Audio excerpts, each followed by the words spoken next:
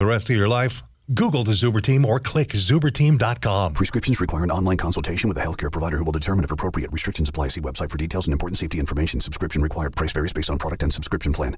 Hey guys, did you know there's a generic form of Viagra that works just the same, but is 95% cheaper? And you can get it online? Just go to 4hims.com/radio. Through Hims, you'll get a free medical consultation, discreet shipping if prescribed, a 100% online process, and trusted generic alternatives to the name brands at up to 95% off. That's right, get generic for Viagra, the same active ingredient as brand name Viagra, but for 95% less. It's the same medication, still prescribed by a licensed medical provider, but with zero copay, no expensive appointments, and no awkward face-to-face conversations. To start your free online visit, you need to go to this exclusive address, 4hims.com/radio. That's 4hims.com/radio for your free online visit. FORHIMS.com/RADIO. Looking for a new dining and beverage experience? Come check out Genesis Bistro at the northeast corner of Cedar and Nice in Fresno, where the chef's cuisine along with our mixologist's full cocktail and wine bar are getting people talking.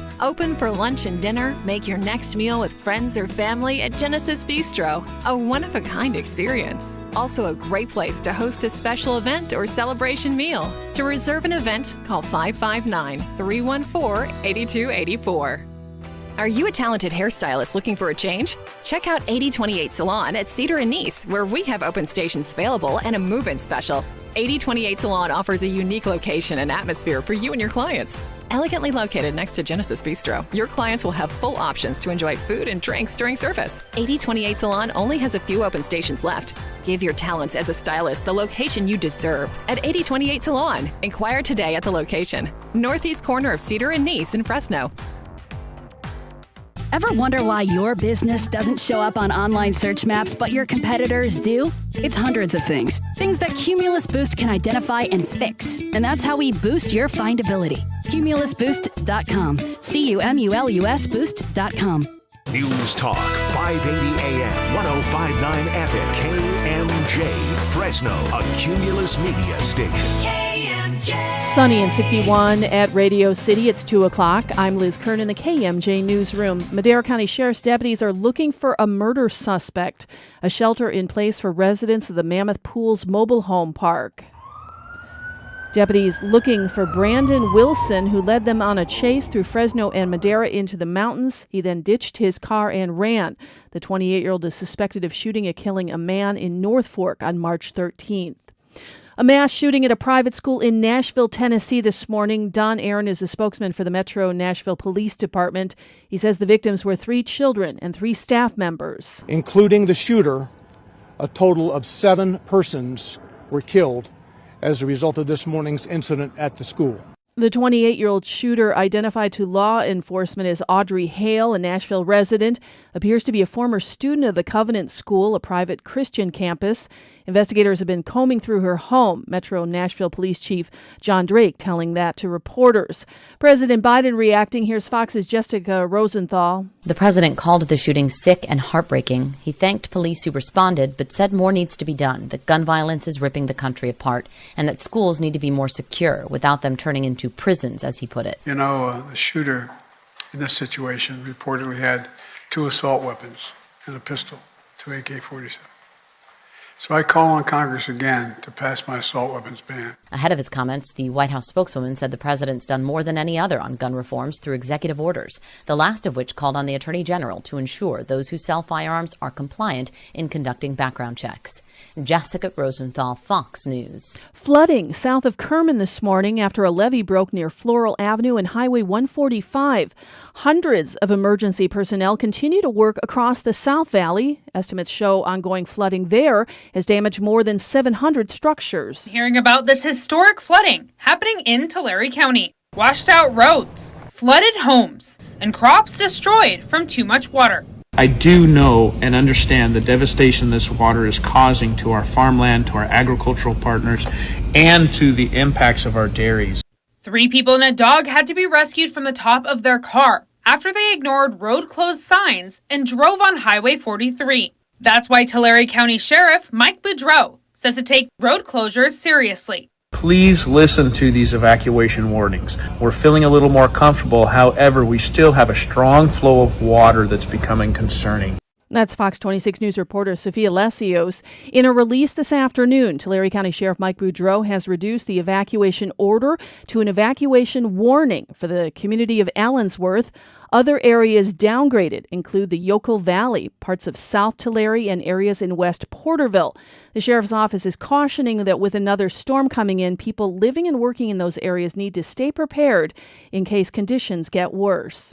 The state is providing valley farmers and others with a lot more water this year. We get the details from KMJ's Ag Director Don York. The Department of Water Resources is greatly increasing state water project deliveries this year. Winter storms and a huge Sierra snowpack means water users can expect to receive 75% of requested water supplies. That's up from 35% just a month ago. This comes following the state encouraging any contractor that has the ability to store current high river flows, including through groundwater recharge efforts. The state water project supplies 29 public water agencies serving 27 million people. Don York, KMJ News. On Wall Street, the Dow adds 194 points.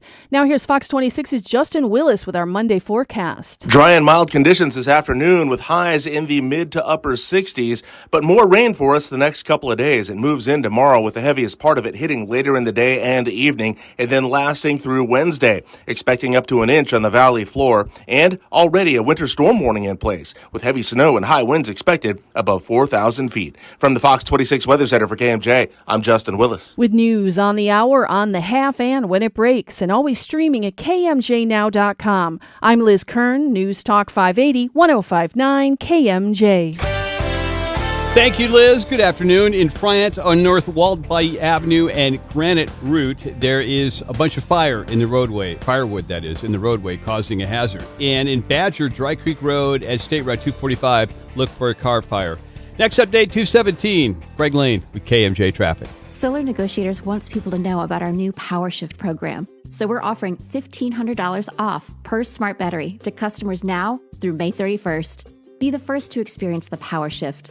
Call Solar Negotiators today for your free quote. Now, KMJ's Afternoon Drive with Philip Teresi and E. Curtis Johnson.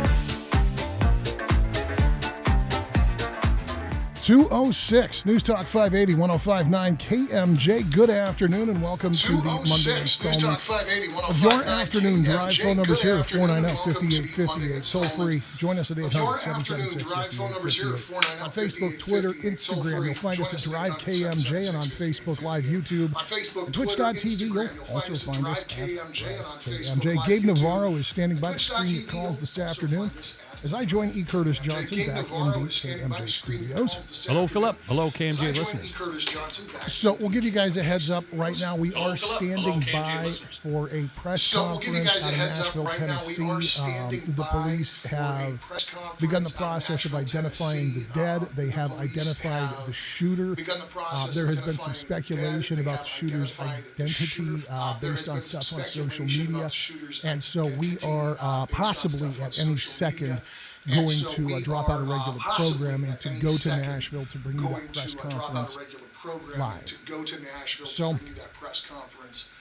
that's as appropriate a place to start as any. 3 children killed, 3 adults killed, the suspect killed.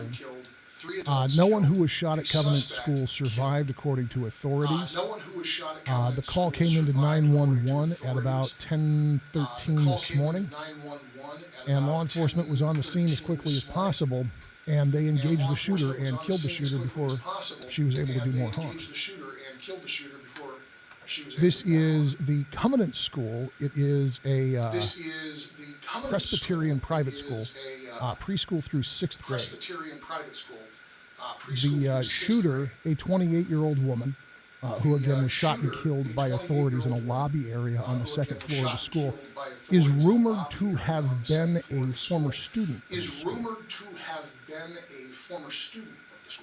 Images coming out, unfortunately familiar and gut-wrenching nonetheless. A bunch of kids walking out, escorted by police, hand to shoulder, getting onto a school bus. They were being transported just a block or so away to be reconnected with their parents, which Nashville authorities are doing now a handful at a time as they verify identities and get these kids rolled out.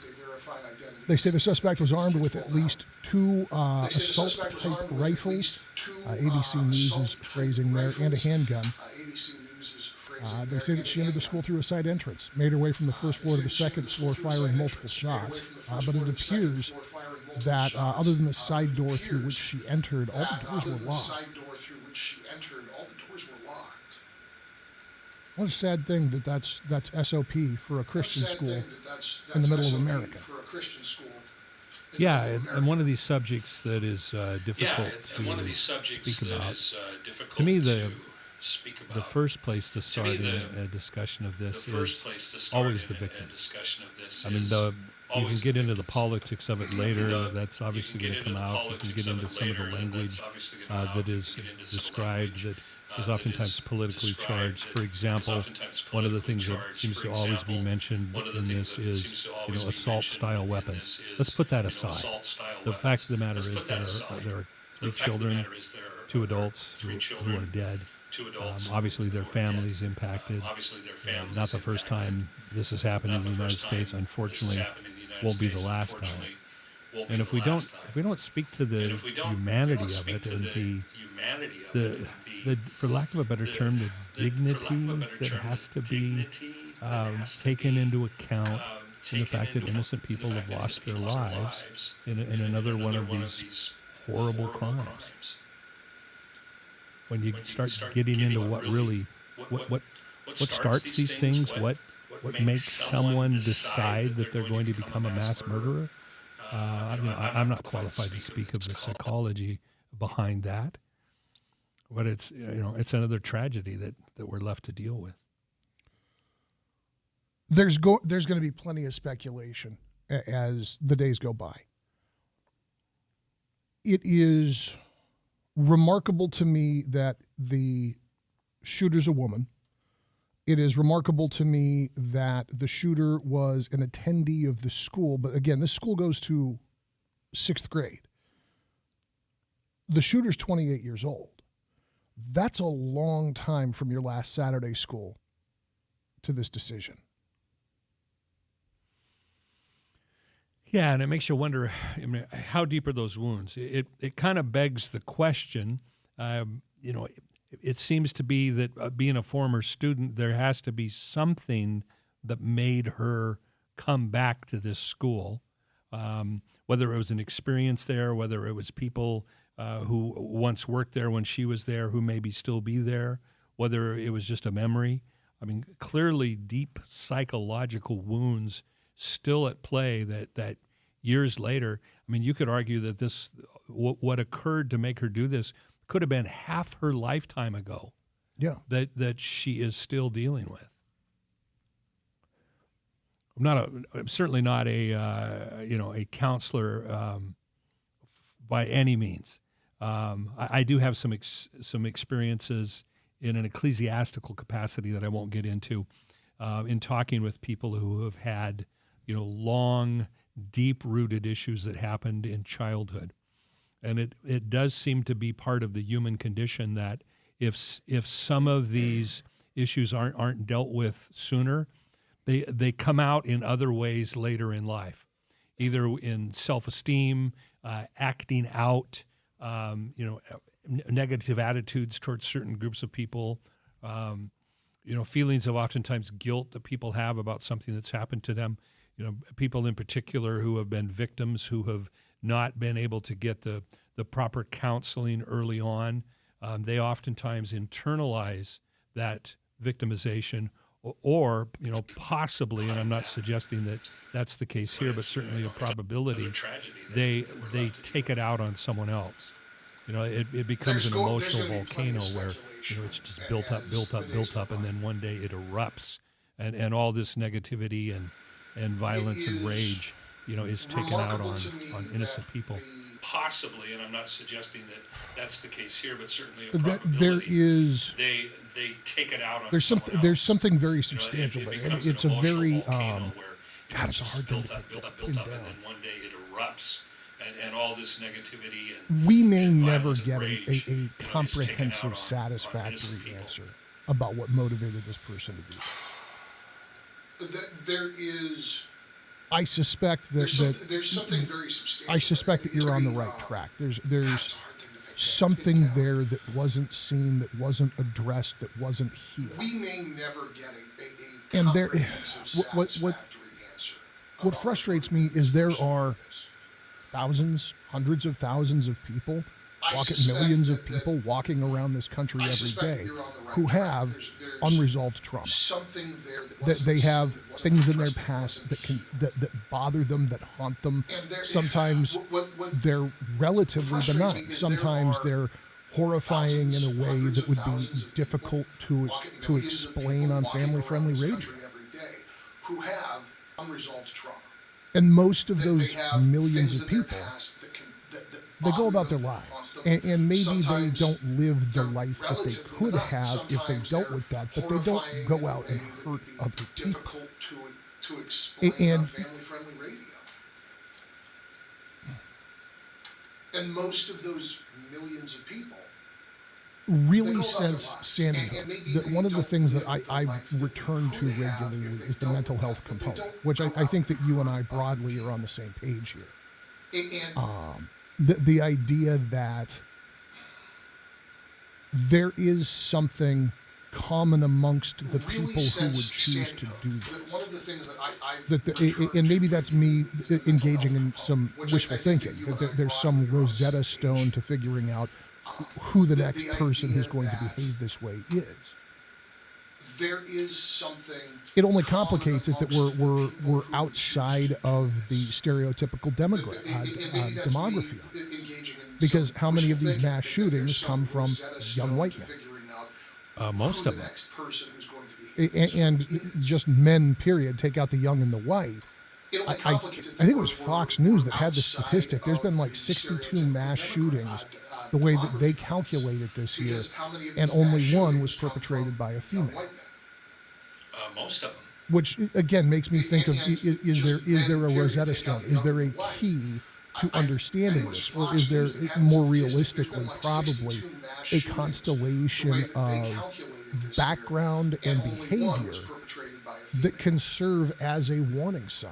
Which again, when somebody starts to creep up on is there a Rosetta Stone? Is there a key? Well, beyond my pay scale, I would suggest this as a possibility, and let me explain briefly, very briefly, why I say this. So I had 5 older sisters, raised by a very strong mother. So the concept of strong women has always been a part of my upbringing.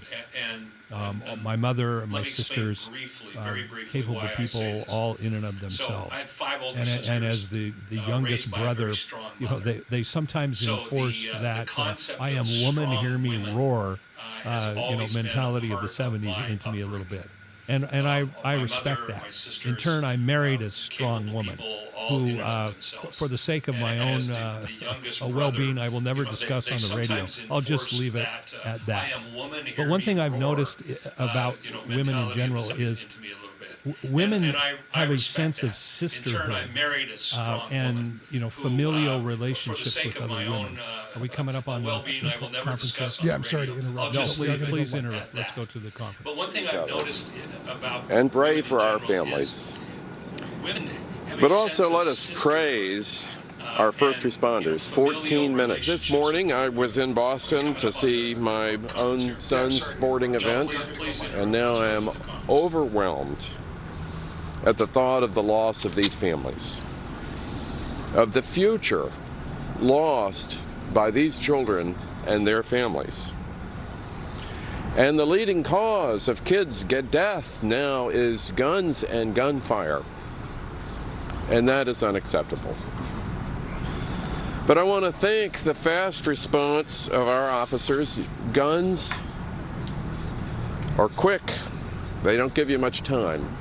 So even in a remarkably fast response, there was not enough time. And those guns stole precious lives from us today in Nashville. And in this dark hour, let us support each other. Let us go and hug our children a little bit closer tonight. And thank you all for being here, and I want to ask Chief Drake to come and give us an update. Thank you, Mayor Cooper. Again, thank you all for being here. Just an update from today's press conference. We've identified the shooter as Audrey Hale, 28-year-old female that lived in the Nashville area. We have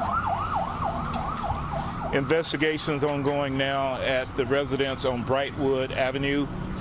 And we have made contact with the father that lived at that residence and are putting together more information. We've also determined there were maps drawn of the school in detail of surveillance, entry points, etc.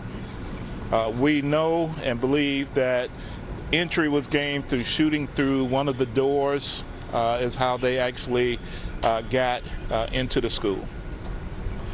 I want to take the time to at least say, and I won't say the victims' names, I'll let Don say that, but out of the 6 victims, 3 adults, 3 of those were children. 2 of them were age 9, 1 was 8, about to be 9. All the families have been contacted. The victims' families have been contacted as well. My thoughts and prayers go out to the family. When we send our kids to school or to any place of safety, we expect them to live, learn, have fun, and come back from that day's experience. We don't anticipate things like this. And I want to say thank you to our partners, to Chief Swan, to Glenn Funk, to our mayor for his support, to our federal partners. But also I want to say thank you to our first responders who got there and immediately went in and addressed the threat of someone that had multiple rounds of ammunition, prepared for a confrontation with law enforcement, prepared to do more harm than was actually done, and we were able to stop the threat, and unfortunately 6 victims. So my thoughts and prayers again, but the praise go to the men and women. As I've said before, we will not wait. I was hoping this day would never ever come here in this city, but we would never wait to make entry and to go in and to stop a threat, especially when it deals with our children. So thank you. They're not. Just me, they're not saying anything. I'm going to go over the victims' names with you now.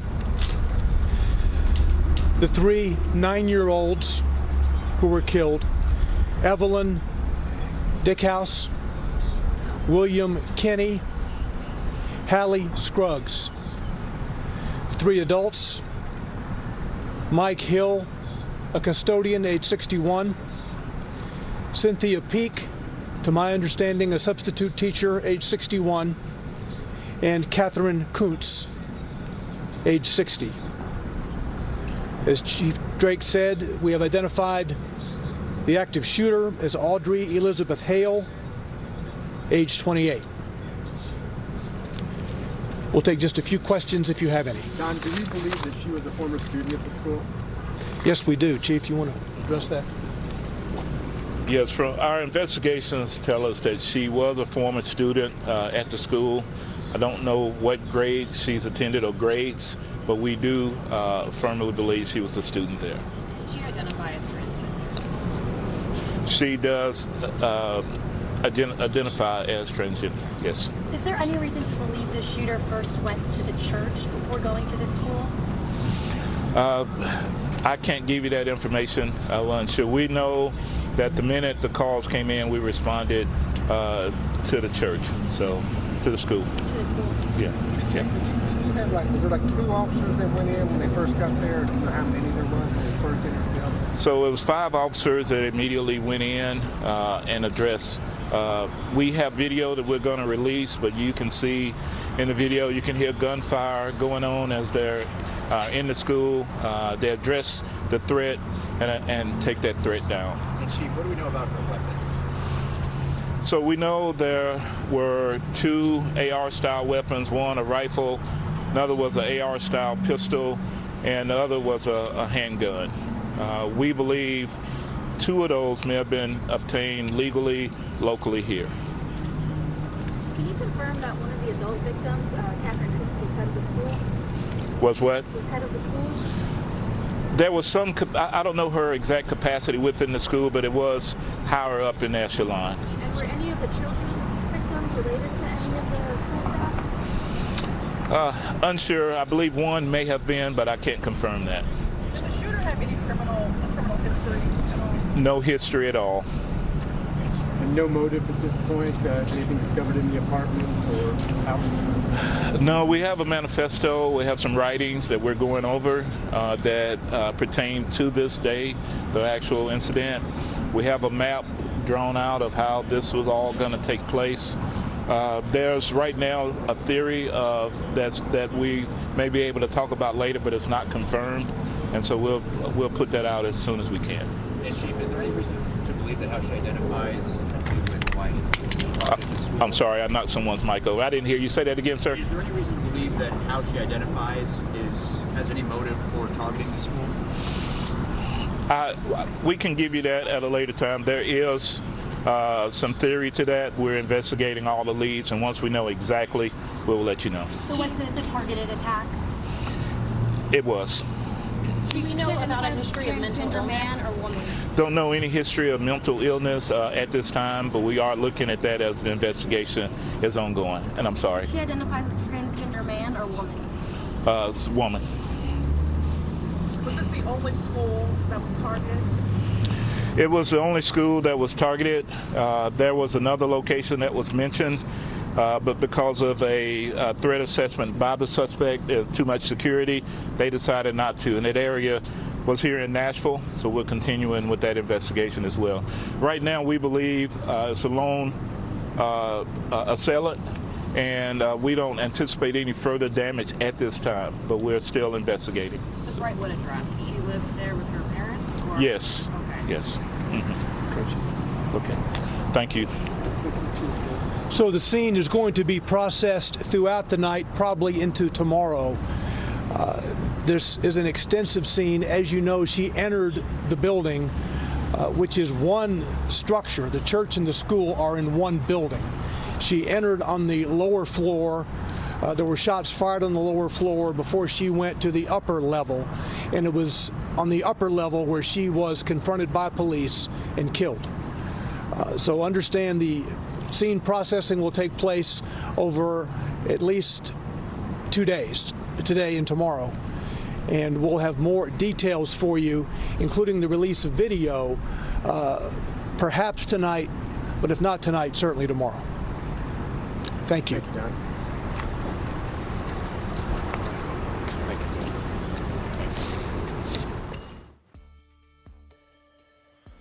That was the mayor of Nashville, Tennessee, and the chief of the Metropolitan Nashville Police, John Cooper and John Drake, live on News Talk 580 and 105.9 KMJ. We are going to take a short break here. We'll have traffic on the other side of this break, and E. Curtis Johnson and I will be back to break down what we have learned so far about the murder of 3 students, 3 adults at a private Christian school in Nashville, Tennessee. This report is sponsored by Discover. Discover credit cards do something pretty awesome at the end of your first year. They automatically double all the cash back you've earned. That's right, everything you've earned doubled. The cash back from trips, restaurants, all doubled. Seriously though, see terms and check it out for yourself at discover.com/match. Need gear for your hard-working lifestyle? WorkWorld's got you covered. Our warehouse clearance sale has thousands of work boots, pants, shirts, jackets, and more at 40 to 60% off. That's up to 60% off discontinued and closeout work boots and apparel. We carry the toughest brands like Carhartt, Wolverine, Keen, Timberland Pro, Dickies, and more. Hurry, this sale is going on now until March 27th at our Fresno, Santa Rosa, and Pittsburgh locations. Shop WorkWorld's warehouse clearance sale for the gear as tough as the work you do. WorkWorld, head-to-toe workwear. WorkWorld.com. Prescriptions require an online consultation with a healthcare provider who will determine if appropriate. Restrictions apply. See website for details and important safety information. Subscription required. Price varies based on product and subscription plan. Hey guys, did you know there's a generic form of Viagra that works just the same, but is 95% cheaper? And you can get it online? Just go to 4hims.com/radio. Through Hims, you'll get a free medical consultation, discreet shipping if prescribed, a 100% online process, and trusted generic alternatives to the name brands at up to 95% off. That's right, get generic for Viagra, the same active ingredient as brand name Viagra, but for 95% less. It's the same medication, still prescribed by a licensed medical provider, but with zero copay, no expensive appointments, and no awkward face-to-face conversations. To start your free online visit, you need to go to this exclusive address, 4hims.com/radio. That's 4hims.com/radio for your free online visit. FORHIMS.com/RADIO. When it comes to advertising, there are a lot of choices out there. For Keith Korsgarden from Crawdaddies, there's only one. KMJ has turned the corner for Crawdaddies. I got to tell you, I love Ray Appleton. He's done an amazing job for me. My staff, they go, who is this Ray Appleton guy? I am making so much money off this guy's customers, man. I love KMJ. And if you got a business out there that you want to get the word out, your money is best spent on this station. I mean that with all sincerity. For great food, go to Crawdaddies. For great ad results, go to KMJNow.com and click on Advertise with Us. That's KMJNow.com. Ray Magliozzi here for eBay Motors. So you ordered a new air filter for your car. You try to install it, but it doesn't fit. So you take a little bit off the sides. What, still doesn't fit? Well, you could try to sit on it. Or get it right the first time with eBay Guaranteed Fit. When you see the check, you know that part's going to fit. Air filters, brakes, headlights, over 122 million parts. Get the right parts at the right prices. eBay Motors, let's ride. Eligible items only. Exclusions apply.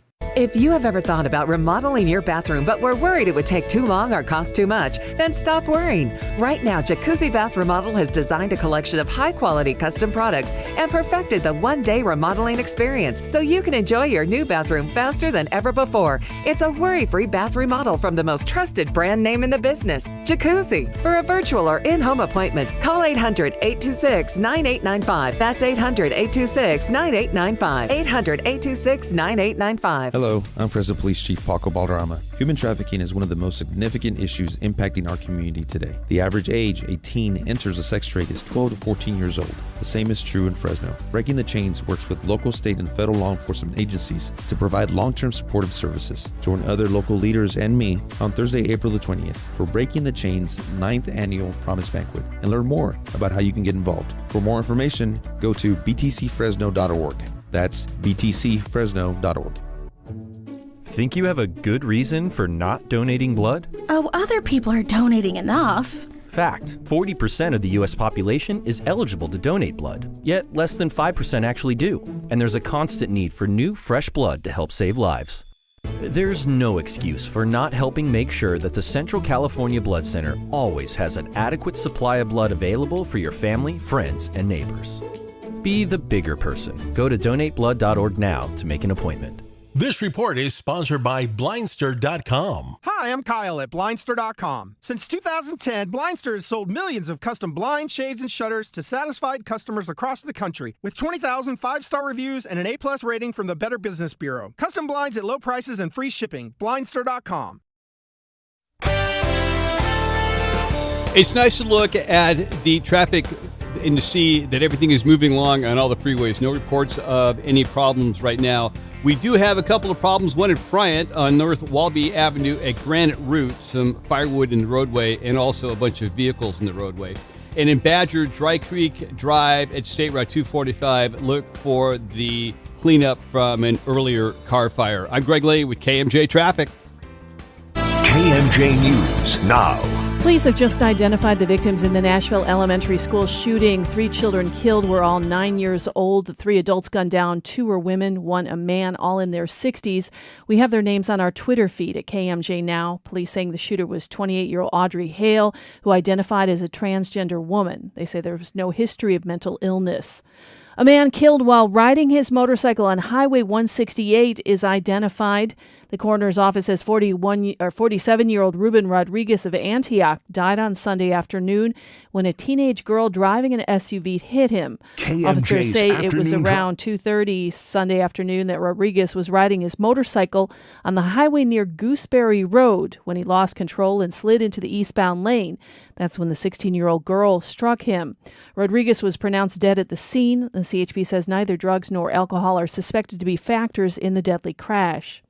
Communities across Mississippi and Alabama trying to pick up the pieces after deadly tornadoes. Fox's Robert Ray there in Mississippi. It's been less than 72 hours since an EF4 tornado packing winds over 166 miles per hour ravaged the town of Rolling Fork, Mississippi in the Mississippi Delta. The entire town mostly is leveled, flattened. Survivors are going through the ruins and wreckage of their homes looking for personal belongings, while many are mourning the 25 dead in the state of Mississippi and 1 in Alabama. In Mississippi, Robert Ray, Fox Weather. Singer Morgan Wallen's One Thing at a Time is notching a third straight week at number 1 on the Billboard 200 albums chart. If you want me to quit you, want me to get you out of my heart, baby, out of my mind. I hate to tell you, girl, but I'm only quitting one thing at a time. His set earned 209,500 equivalent album units in the U.S. in the week ending March 23rd. In the last 12 months, only 2 albums have exceeded 200,000 units in each of their first weeks. Wallen's One Thing at a Time and Taylor Swift for her Midnights. On Wall Street, the Dow ended positive, up 194 points, closing at 32,432. The S&P 500 added 6 points. NASDAQ lost 55. 2:34 at KMJ. Valley weather right now, currently sunny, and we're at 61 at Radio City. Fox 26's Justin Willis has more of our Monday forecast. Already a winter storm warning in place ahead of the storm, with heavy snow and high winds expected above 4,000 feet and more rain across the valley the next couple days. It all moves in tomorrow, with the heaviest part of the rain hitting later in the day and evening and lasting through Wednesday. Expecting up to an inch of rain on the valley floor. Otherwise dry and mild today, with afternoon highs in the 60s, overnight lows in the 30s and 40s. For KMJ from the Fox 26 Weather Center, I'm Justin Willis. With news on the hour, on the half, and when it breaks, and always streaming at KMJNow.com. I'm Liz Kern, News Talk 580, 105.9 KMJ. 2:35. This is News Talk 580 and 105.9 KMJ, online at KMJNow.com. Your afternoon drive underway, a little out of order and out of sorts following a press conference live from Nashville with Nashville Mayor John Cooper and Chief of the Metropolitan Nashville Police Department, John Drake. There's a lot to unpack here, even though the details are still very much evolving in this story of this another mass shooting. 6 killed, 3 kids, 3 adults at a private school outside of Nashville, Tennessee. So I think I want to start with the most important thing for a lot of people today, and that is the names of the people we've lost. Evelyn Dickhouse, Hallie Scruggs, William Kinney, all 9 years old. Cynthia Peak was 61. She was a substitute teacher. Mike Hill was also 61. He was a custodian on campus. And Catherine Kuntz was 60 years old and was one of the administrators at the Covenant School. It's a private institution for kids kindergarten to 6th grade. And the Nashville Police Department did an incredible job of stopping the shooter. They got a call at about 13 minutes after 10 this morning, and they were there and engaging with this person by the bottom of the hour. And there was 5 cops who saw Audrey Elizabeth Hale, 28, also of Nashville. And as the police chief rather delicately put it, the 5 officers addressed the threat. Well stated. So what do we know? We know that the police are now at Audrey Hale's home. We know that they have found evidence of surveillance by Audrey Hale of this campus. They also found a manifesto and a map with a plan for attacking the school. This was, as the police chief put it, a targeted attack. We know that they have found evidence. There's no prior criminal history, and at this point, the police chief is not committing to any specific evidence of mental illness in this 28-year-old. And a map with a plan. It's going to be interesting to see what the manifesto says. I mean, that's really the indicator of what this person's wrong motivations were on any level. I mean, there's certainly there's no good motivation for this kind of heinous brutality. I mean, that's. But we talk about motive and we talk about mental illness. And I'm not in any way trying to make light of this. And I understand that there is a difference between mentally incompetent to stand trial. In other words, somebody who is clinically not sane, and somebody who is pathologized to a lesser extent. In other words, somebody am I being gross? Am I being ignorant when I say I think that if you were looking for evidence of mental illness, the decision to walk into an elementary school and murder 6 people is all the evidence that I need that this person was mentally ill. No, I don't think that's gross, and that's not disrespectful. All illnesses are not the same. I mean, there is, as you mentioned, there's a difference between being criminally insane, where you really don't know the difference between right or wrong. Still doesn't justify a heinous attack in this way. Would it be logically correct to say that someone who would commit this heinous of a crime against innocent children is a mental illness? Sure. That's a logical conclusion, but still not justification. So you are being sensitive there. I wouldn't worry about the way you're wording that. I think you're spot on. But still not justification. They know that 2 of the guns used were lawfully obtained. The third one they didn't have an answer as of the press conference a few minutes ago. They say that they believe she was a former student. That seems to have been confirmed. It's confirmed that this person was prepared to do more harm. They had a plan to go through the school and take lives. They say that they believe she was a former student. That seems to have been. And then there's the oddball piece of the chief confirmed that Audrey Hale identifies as transgender. And then there's what I am unclear on is if this is a male to female transition and Audrey E. Hale is the new identity, the assumed identity, or if this is female to male and Audrey Hale is a name that is no longer used by this individual. Not that I particularly care about the niceties of the pronouns of somebody who murdered 3 9-year-olds today. I'm not sure that this matters. The way I understood it is it's male to female. I'll stand corrected on that, but that's the way that I understood it. That's the impression that I'm getting as well.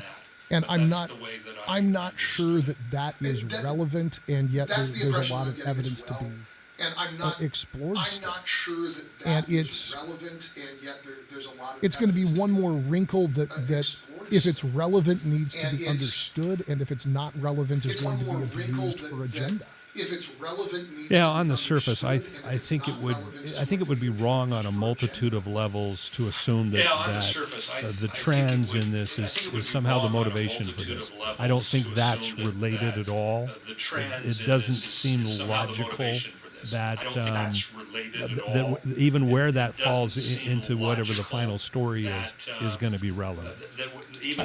I suspect that's correct. A little bit more coverage here from NBC following the press conference, describing Audrey Hale as a heavily armed woman who gunned down 3 children and 3 staff members.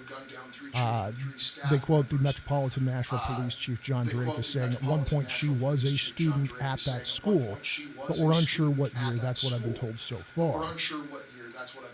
As of this afternoon, no answer at any of the phone numbers listed for Hale's mother and brother.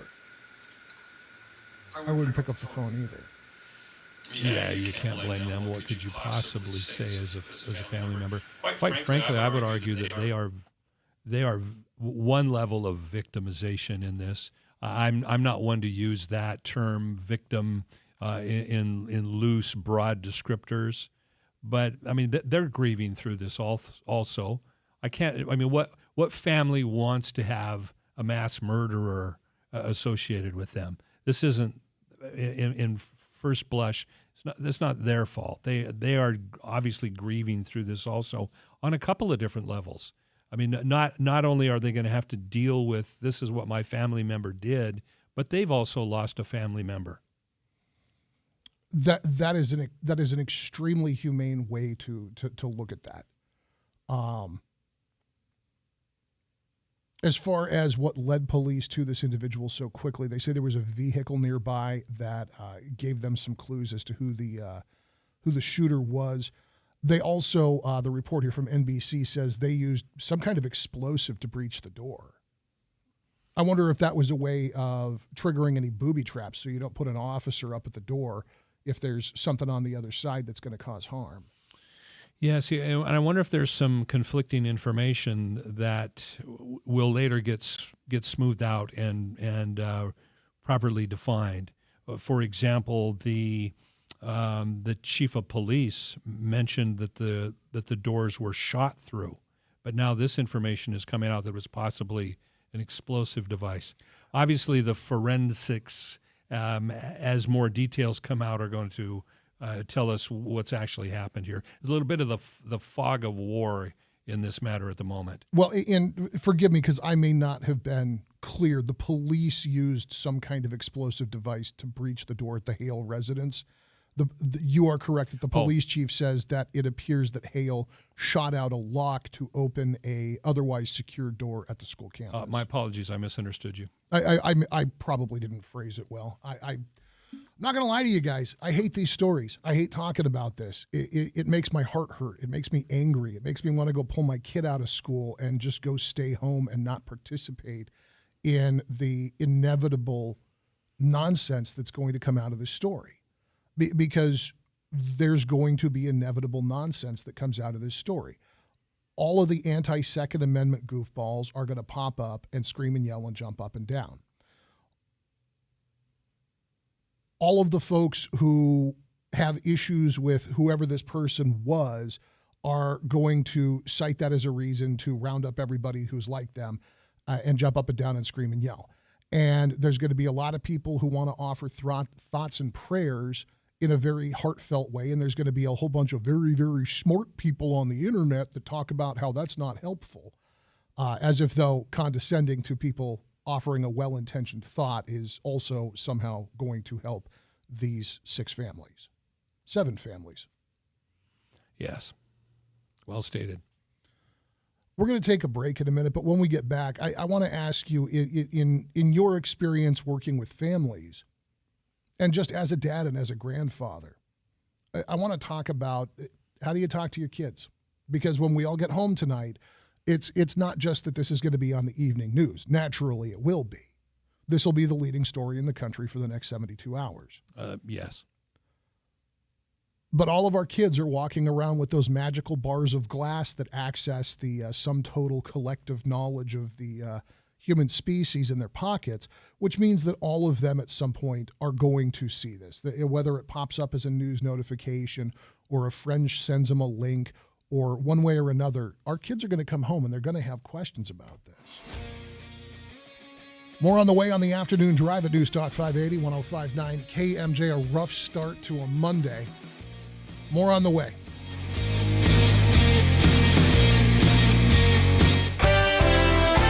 One thing to report in Fresno, and that is westbound 180 at Marks. There's a report of an embankment fire, so look for emergency personnel in the area and look for some congestion on traffic because of it. Our next update is at 3:03. Greg Lane with KMJ Traffic. This report is sponsored by Blindster.com. Hi, I'm Kyle at Blindster.com. At Blindster, we offer over 50 different custom window treatments, including faux wood blinds and shutters, all at prices less than retail. Plus, we'll send you free samples before you buy. Don't hire an expensive pro. Do it yourself and save big at Blindster.com. California's acclaimed Harris Ranch Inn and Restaurant, among the first and largest farm-to-fork dining destinations in the San Joaquin Valley. It's the perfect drive-in or fly-in destination. Indulge in our prime steakhouse, where you'll enjoy our tender beef aged to perfection, or try our casual ranch kitchen for breakfast, lunch, or dinner. Unwind in our Horseshoe Lounge, featuring your favorite cocktails, wine, and several beers on tap. Relax and enjoy an overnight stay in one of our spacious suites at the Harris Ranch Inn, where you'll experience first-class service. It's an oasis for travelers and locals alike. Join us where the West unwinds. Visit harrisranch.com. Valley Caregiver Resource Center is introducing a new idea, a matter of balance. It's simple and effective. A program designed to reduce the fear of falling and increase the activity levels of older adults who have concerns about losing balance and the injuries that follow. In multiple 2-hour sessions, this program sets realistic goals for increased activity. It promotes exercise to increase strength and balance and eliminates fall risk factors. A matter of balance puts confidence in your step because the fear of falling creates anxiety and contributes to the problem. A matter of balance is designed for older adults concerned about falls and how that restricts activities. Learn how to stop, look, and listen to your surroundings. Improve flexibility, balance, and strength. You too will see great results. For more information, call Valley Caregivers at 224-9154.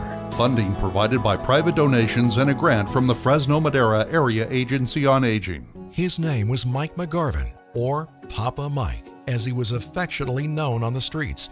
That's where you'd find him back in the early 1970s, serving peanut butter sandwiches to the homeless and hungry from his car, always with a warm smile and a compassionate ear. From these humble beginnings, Poverello House was born. And this year, as we mark our 50th anniversary, you can see how much has changed. We now serve over 3,000 meals every day. And thanks to your support, Poverello House provides a full range of other assistance, from emergency shelter to social services. But some things haven't changed, like Papa Mike's legacy of treating all people with dignity as they follow their path out of homelessness, what we call a journey of hope. With your support, Poverello House can continue to help individuals and families on that journey. To donate or volunteer, go to poverellohouse.org. Is your company looking to increase exposure in the agricultural industry? What about driving more sales and expanding strategic partnerships? Look no further. The Ag Center is California's #1 resource in connecting ag professionals. What does it mean to be an affiliate or vendor of the Ag Center? We serve as a conduit, connecting companies to farmers, growers, and other ag service companies on our progressive platform. Learn more about the Ag Center today at www.theagcenter.com. Tired of seeing your neighbor's Christmas lights at Easter? Tired of your neighbor's loud, obnoxious parties and stealing your parking spot? If you live in an HOA and you're not getting the services and support you need, let us help. We would love to be your property management company. Our HOA team here at Regency specializes in customer service, HOA management, CC&R rules enforcement, and community improvements. We help communities be neighbors and assist our boards in making the best decisions for your association. Let us help you increase your reserves, collect delinquent accounts, improve communication, coordinate fun neighborhood events, accomplish community projects, and more, all for a competitive rate. For homeowner association management, it's Regency Property Management at 559-221-3170 or online at regencyfresno.com. Let's improve your community together. Regency Property Management, 559-221-3170. Regency, helping communities be neighbors. Hello, I'm Megan Velasquez with Valley Caregiver Resource Center and Program Manager of the Oasis Adult Day Program, designed to help those diagnosed with the many different forms of dementia. We're also here to support caregivers with the many challenges they face, because moments of joy and closeness can be overshadowed by frustration, anxiety, fear, and exhaustion. Dementia is ever-changing, not only for your loved one, but for you as a caregiver. In a community with many needs, there's one program that stands out for its support of seniors with dementia. The Oasis Adult Day program will assist you by providing supervised care for your loved one in a fun and social environment while giving you, the caregiver, a much-needed break. We're Oasis Adult Day program at Valley Caregiver Resource Center. We are affordable and compassionate and look forward to answering all of your questions at 559-224-9121. Thank you. Live. Local. KMJ. News Talk 580 and 105.9 KMJ. This is the Afternoon Drive. My name is E. Curtis Johnson. I'm here with Philip Teresi. Of course, we've been talking about this horrible shooting, tragedy, mass murder. I mean, let's call it what it is. It's a mass News murder. Talk 580 and 105.9 And unfortunately, KMJ. again, involving children. 3 9-year-olds, 3 adults are now dead because someone chose to walk into a school and shoot them. I mean, there's just no way around that. So Philip was talking about this briefly before the break. I am not I'm not a trained or licensed psychologist. I'm not a licensed counselor. I have served as lay clergy, and I'm just going to leave it at that, for a period of about 11 years of my life. Two adult congregations and one congregation that was comprised of young adults, people between 18 and 30. I have had people come in and talk to me about many problems. People saying that horrible things they've done and things that they regret doing. I have some experience with that. I will say I am a Christian, and let's just leave it at that. Now, that stated, Christ himself said when it came to harming children, better that a millstone be thrown around their neck and they be drowned in the depths of the sea than they harm one of these little ones.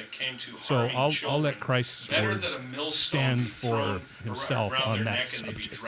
So, I'm not going to judge what's going on with this person and why this 28-year-old person would want to walk into a school and murder people.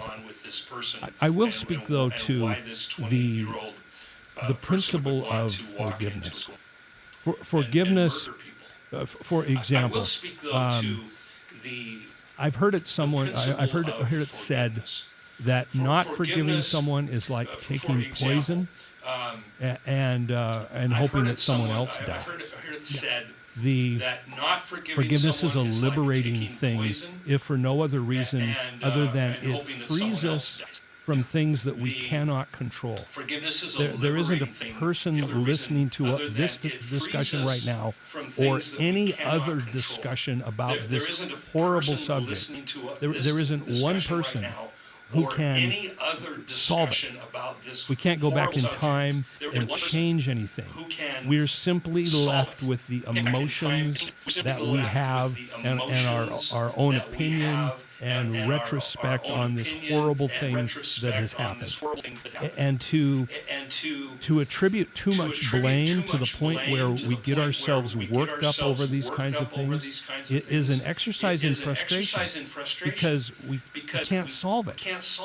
We can't heal the victim's pain. We can't heal the families of the victim's pain or our own unless we somehow eventually give it up. And that is a difficult thing to do because this kind of horrific event always brings out the worst in people. And there we are. We're left with it. So what's the ultimate solution to this for everyone dealing with this story? Eventually, we have to leave it alone because we can't fix it.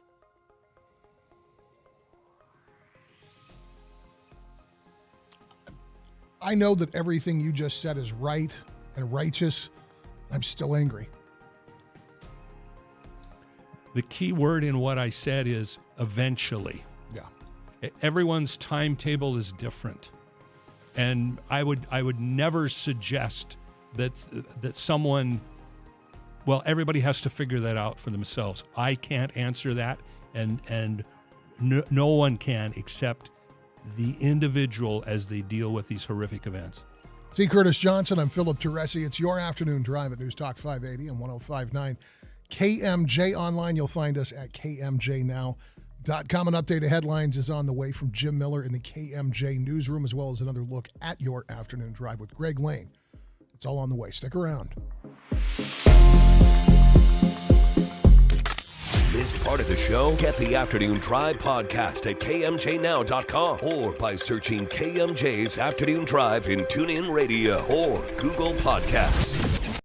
Experience Elton Dan and the Rocket Band, a tribute to Elton John. Elton Dan's stage presence is second to none, and his magical piano playing has a way of engaging you in the full Elton experience. Live at the Tower Theater for the Performing Arts, April 13th. Get tickets today at towertheaterfresno.org. Turn to the experts with Carrier. Here's Andrea and Eddie from All Britain Heating and Air. Well, winter isn't over yet. We're coming into the time where you might run your AC system some days, But then run your furnace at night. and that's hard on your system. If your furnace hasn't been performing very well this season, If you feel hot or cold spots in your home, if your system seems to run all the time, struggling just to maintain the temperature you want, if you're getting any weird sounds or smells from the system, well, that's when you call All Britain. a lot of times it's just an easy fix or a simple adjustment. A lot of times, all you need is our famous $129 System Revitalization. Makes your system run like it's young again. And use less energy doing it. If you think you might have an AC or heating problem, don't wait. Because small heating and air problems Grow up to be big heating and air problems. We believe everyone deserves to be comfortable in their home. Just call All Britain. Because we've got the answer. At allbritain.com. ALLBRITTEN. Got an old or unused vehicle you need to get rid of? Donate it to the original carsforkids.org. Towing is free, and you'll be helping kids in our communities. Carsforkids.org is the best vehicle donation charity, impacting the lives of kids thanks to your vehicle donations. Carsforkids.org picks up vehicles in any condition, and you'll receive a $50 gift card. Don't delay. Donate today. Carsforkids.org. Right off the car, not the kid. I thought learning a language would be too much work. Then I discovered Babbel. They make learning fun. J'aime Babel. Babbel's lessons only take 10 or 15 minutes, quick and easy. And soon, you turn and realize, hey, I'm starting to speak another language. How'd that happen? My friend from Italy said my accent and pronunciation is perfect. It's because Babbel's lessons are designed by language teachers and voiced by real native speakers. Each lesson is like living in another country for 15 minutes. I love that there's all kinds of ways to learn. Babbel's podcast or games or videos. You can even join live classes with a language teacher. You learn words and phrases you actually use in real conversations. In 3 weeks, I was starting to speak in another language. So easy. If you want to learn a language, there's no faster, easier, better way than Babbel. Go to Babbel.com to try for free. That's BABBEL.com. Babbel.com.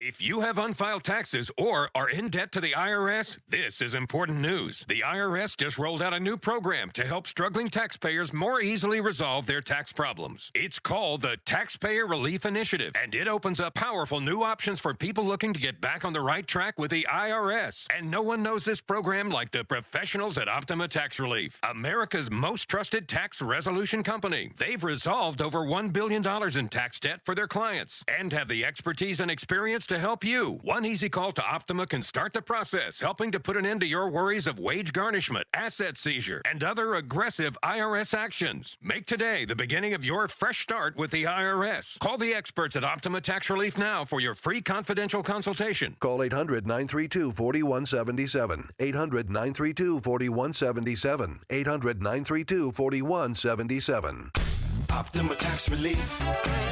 Some restrictions apply. For complete details, please visit OptimaTaxRelief.com. The original KMJ, 580 AM, 105.9 FM, Fresno, a Cumulus media station.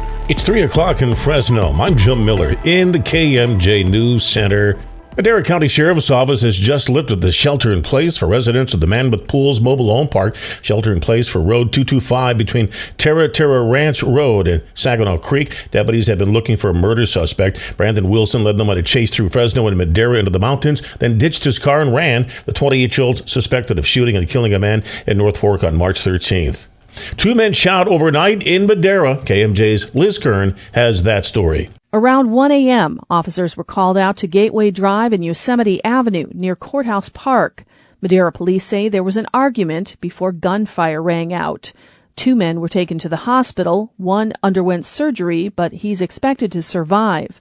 No word on any arrests at this time. Liz Kern, KMJ News. Investigators piecing together a crash in Fresno County. They say a man thrown from his car on Highway 180 last night after he veered in the wrong direction, sideswiped a car, then slammed head-on into a woman who wasn't wearing a seatbelt. His vehicle went up in flames near Sonoma Avenue, and now he's fighting to survive. The other 2 drivers suffered major injuries. No word yet if drugs or alcohol played a role. White House pushing for new gun-related measures. It follows the school shooting in Nashville. Fox's Jessica Rosenthal reports. White House spokeswoman Karine Jean-Pierre said at Monday's briefing the latest school shooting, this time at a Christian elementary school in Nashville, highlights what the president sees as a need for tougher gun laws. How many more children have to be murdered before Republicans in Congress will step up and act to pass the assault weapons ban? She also called for rules that will close background check loopholes, as she put it, and require safer gun storage, adding that the president's done about as much as he can through executive orders on this. The latest executive order directs the attorney general to do everything he can to make sure firearms sellers run background checks. Jessica Rosenthal, Fox News. Some Valley students sporting new shoes thanks to a nonprofit project run Madera has been supporting young runners for 2 years now.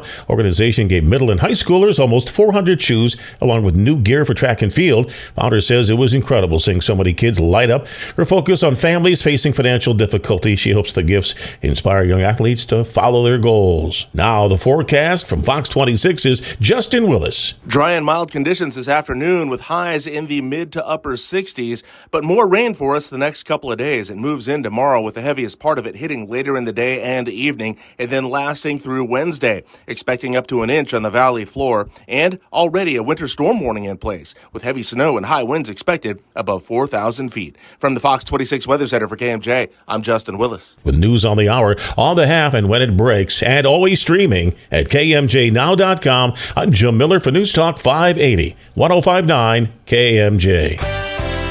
Hey, thank you, Jim. In Fresno, westbound 180 at Marks, report of an embankment fire there. Then to Madera, northbound 99 at Avenue 17, got a hazard that is blocking the roadway, so look for a little bit of slowdown because of that. And in Los Banos, heads up eastbound 152 at Rockbridge. Big tires in the middle of the roadway. Our next update, 317, Greg Lane with KMJ Traffic. Experience Elton Dan and the Rocket Band, a tribute to Elton John. Elton Dan's stage presence is second to none, and his magical piano playing has a way of engaging you in the full Elton experience. Live at the Tower Theater for the Performing Arts, April 13th. Get tickets today at towertheaterfresno.org. Salt is for seasoning, not drinking. Water softeners add sodium to your water without filtering it. Here's something better than a softener, a Life Source salt-free water system. Softeners do not filter water and remove healthy minerals. Life Source filters water from every tap and keeps healthy minerals without maintenance, salt, or servicing. New customers can get a free Apapure antibacterial filter, a savings of $825 with qualifying purchase. Offer ends soon, so call 559-330-1850. LifeSourceWater.com. KMJ's afternoon drive continues right now. Here's Philip and E. That would be us. I'm E. This is Philip Teresi.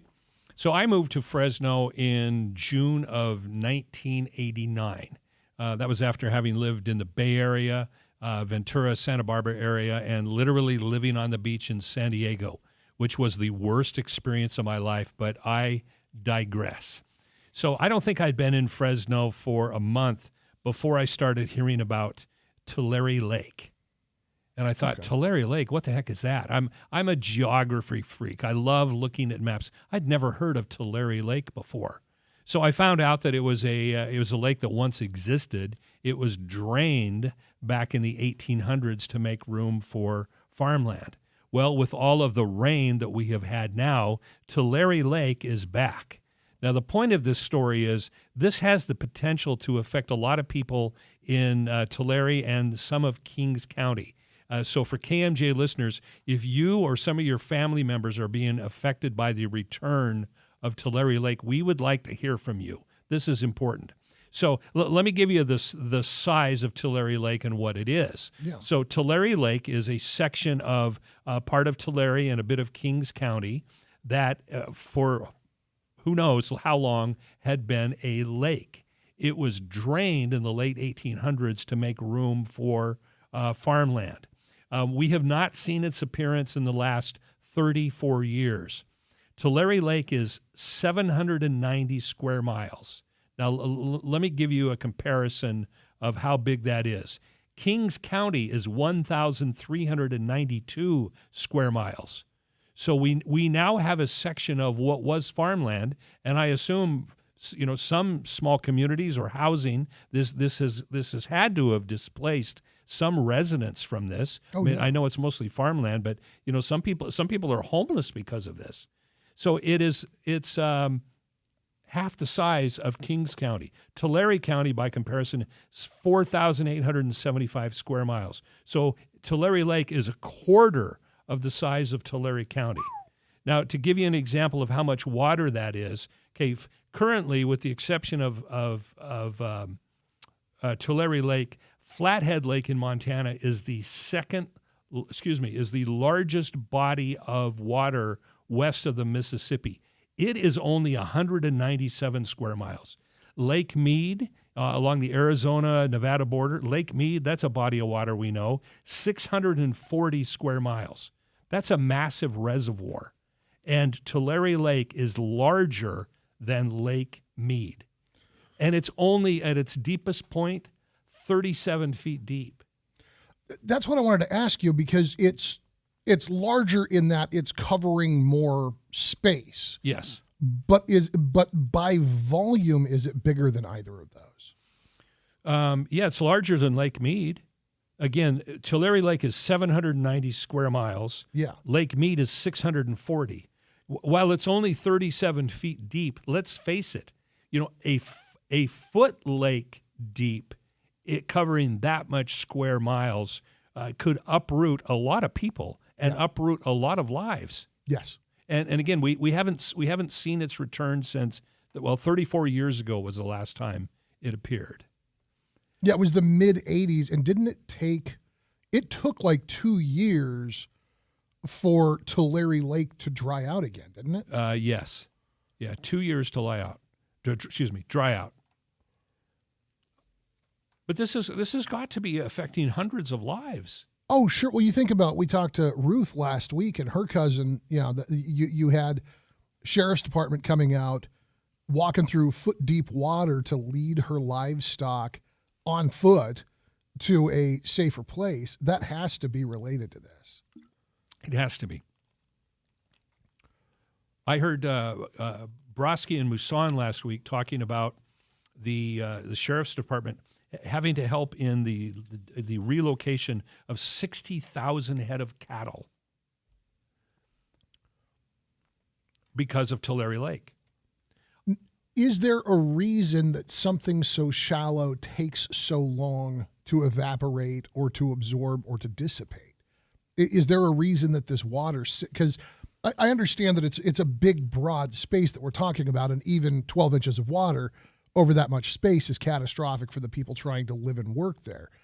But in terms of just the reuptake of that into the atmosphere, is there an element that's changing the way this absorbs? Well, yes, and you've hit on it. So, for example, the Fresno River, the San Joaquin River, drains north, drains into the Delta system, and eventually out to the Pacific. But Tulare Lake has no outlet to the sea. It is an inland sea, for lack of a better term. It will not reach sea level. Everything else drains because it eventually gets to sea level. This one won't, because it doesn't reach the sea. Now, I've heard people talk about something called the Corcoran clay layer. And this is this ultra compact dirt. So you've got the level that we're playing with is in agriculture and construction, all of that. Mm-hmm. But then you've got this layer further down that keeps this water from trickling into the aquifer. Yeah, if there's a clay bed below that, clay is a dense matter. Yeah, it's not like it's not like gravel where water is going to drain. And because there's no outlet to sea, it has the slow percolation, if that's the right phrase, into the groundwater or just natural evaporation. That's the only way the water is going to dissipate. Sure. Oh.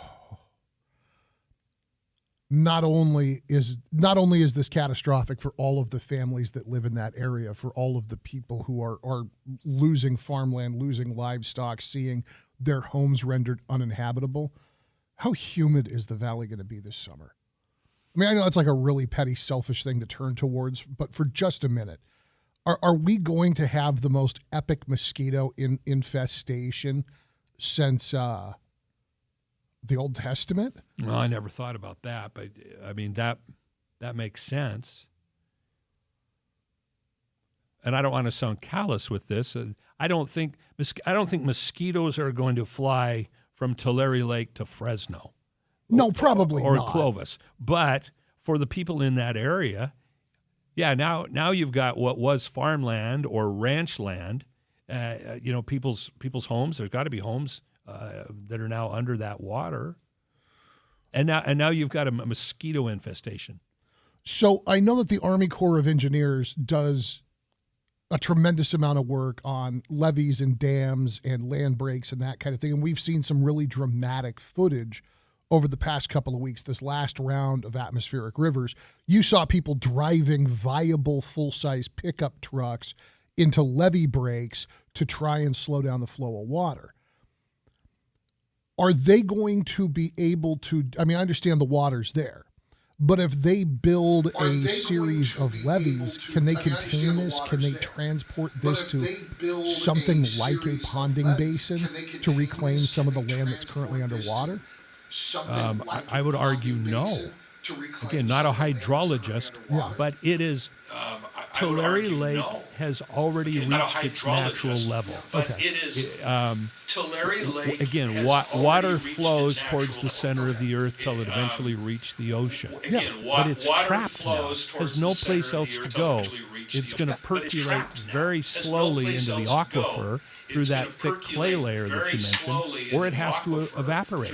Could we take the 10,000 people currently employed by the high-speed rail system and all of that earth-moving equipment that they've got and cut some canals? I'm trying to think, like, we've spent all this money where nobody's ever going to ride the damn choo-choo. So instead of continuing to throw good money after bad on the boondoggle, could we take all of those bodies and all of that equipment and start digging channels? Not because we're going to solve Tulare Lake with a bulldozer and a yee-haw, but to just begin to lessen the effect. Well, and I would argue no for two reasons. Again, you can't dig channels because it's already reached its natural low. Okay. It can't drain anywhere else. And one of my good friends is actually working on high-speed rail. Yeah. No offense to my buddy, but look how long it's taken them just to build the Stonehenge effect that we have. Look how long it's taken them to get to behind the schedule of where the high-speed rail should be. Now we're going to say, hey, high-speed rail people that's taking you forever to build Stonehenge, we want you to move water now.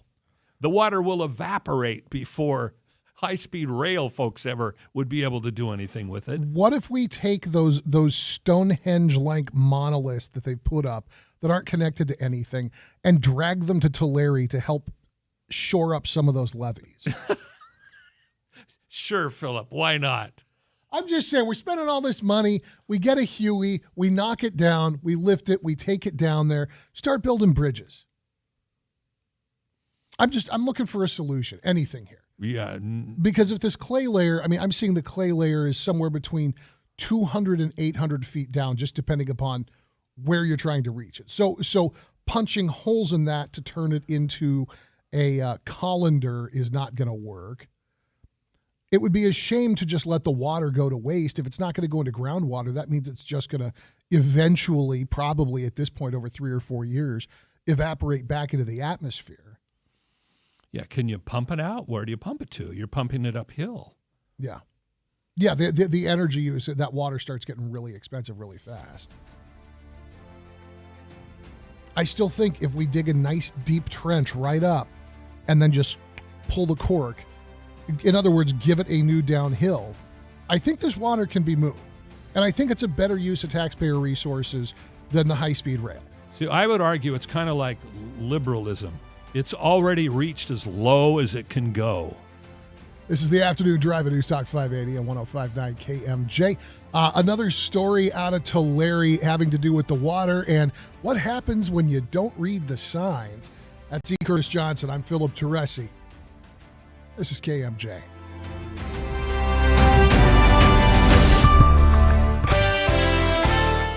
In Madera right now, southbound 99 at Road 15, and we have some big tire treads that are in the number 1 lane, so be really careful going through there. In Fresno, westbound 180 at Marks, still have some emergency vehicles on the scene there due to an embankment fire. Los Banos, eastbound 152 at Rockbridge, tire in the middle of the roadway causing a hazard. Next update, 3:33. I'm Greg Lane with KMJ Traffic. This report is sponsored by Monterey County Convention and Visitors Bureau. Spring is here. That means it's time for new adventures. Hiking, golf, wineries, beaches. Well, it's all waiting for you in Monterey County. Find the best rates on hotels for every kind of traveler. Book direct at cmonterey.com/hotels. Valley Caregiver Resource Center is introducing a new idea, a matter of balance. It's simple and effective. A program designed to reduce the fear of falling and increase the activity levels of older adults who have concerns about losing balance and the injuries that follow. In multiple 2-hour sessions, this program sets realistic goals for increased activity. It promotes exercise to increase strength and balance and eliminates fall risk factors. A matter of balance puts confidence in your step because the fear of falling creates anxiety and contributes to the problem. A Matter of Balance is designed for older adults concerned about falls and how that restricts activities. Learn how to stop, look, and listen to your surroundings. Improve flexibility, balance, and strength. You too will see great results. For more information, call Valley Caregivers at 224-9154. Funding provided by private donations and a grant from the Fresno Madera Area Agency on Aging. Hey, the Zuber team with Real Broker, serving you since 1971, recently had a go and experience with me. I used 2 of their programs to sell my home and move into a new one. Now, the new home had a couple of problems, but they stood there right with me and saw it through. I want to make that perfectly clear. And they'll do that with you. What program did I use of theirs? The Zuber team has got a program that allows you to buy before you sell. It's the trade-up program. I've talked about it a lot. No worry about 2 mortgages. No worries about losing your dream home. You can get it when you want it with your current home still on the block.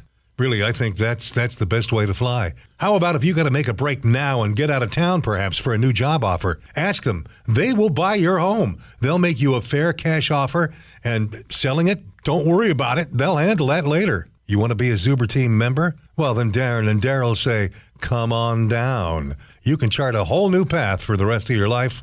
Google the Zuber team or click zuberteam.com. This report is sponsored by Jackson Hewitt for your guaranteed biggest refund and 50% off tax prep. Switch to Jackson Hewitt. 50% off is a limited time offer for new clients filing at participating locations. Max value $200. Visit jacksonhewitt.com/50 for terms. Progressive protects more than just your home and car. You could save when you bundle your motorcycles, ATVs, boats, and RVs. Doesn't that sound good? Like the sound of your boat cruising along the Intercoastal. And there's the sound of the prop hitting a really big rock. And now the sound of waves, because the engine stopped.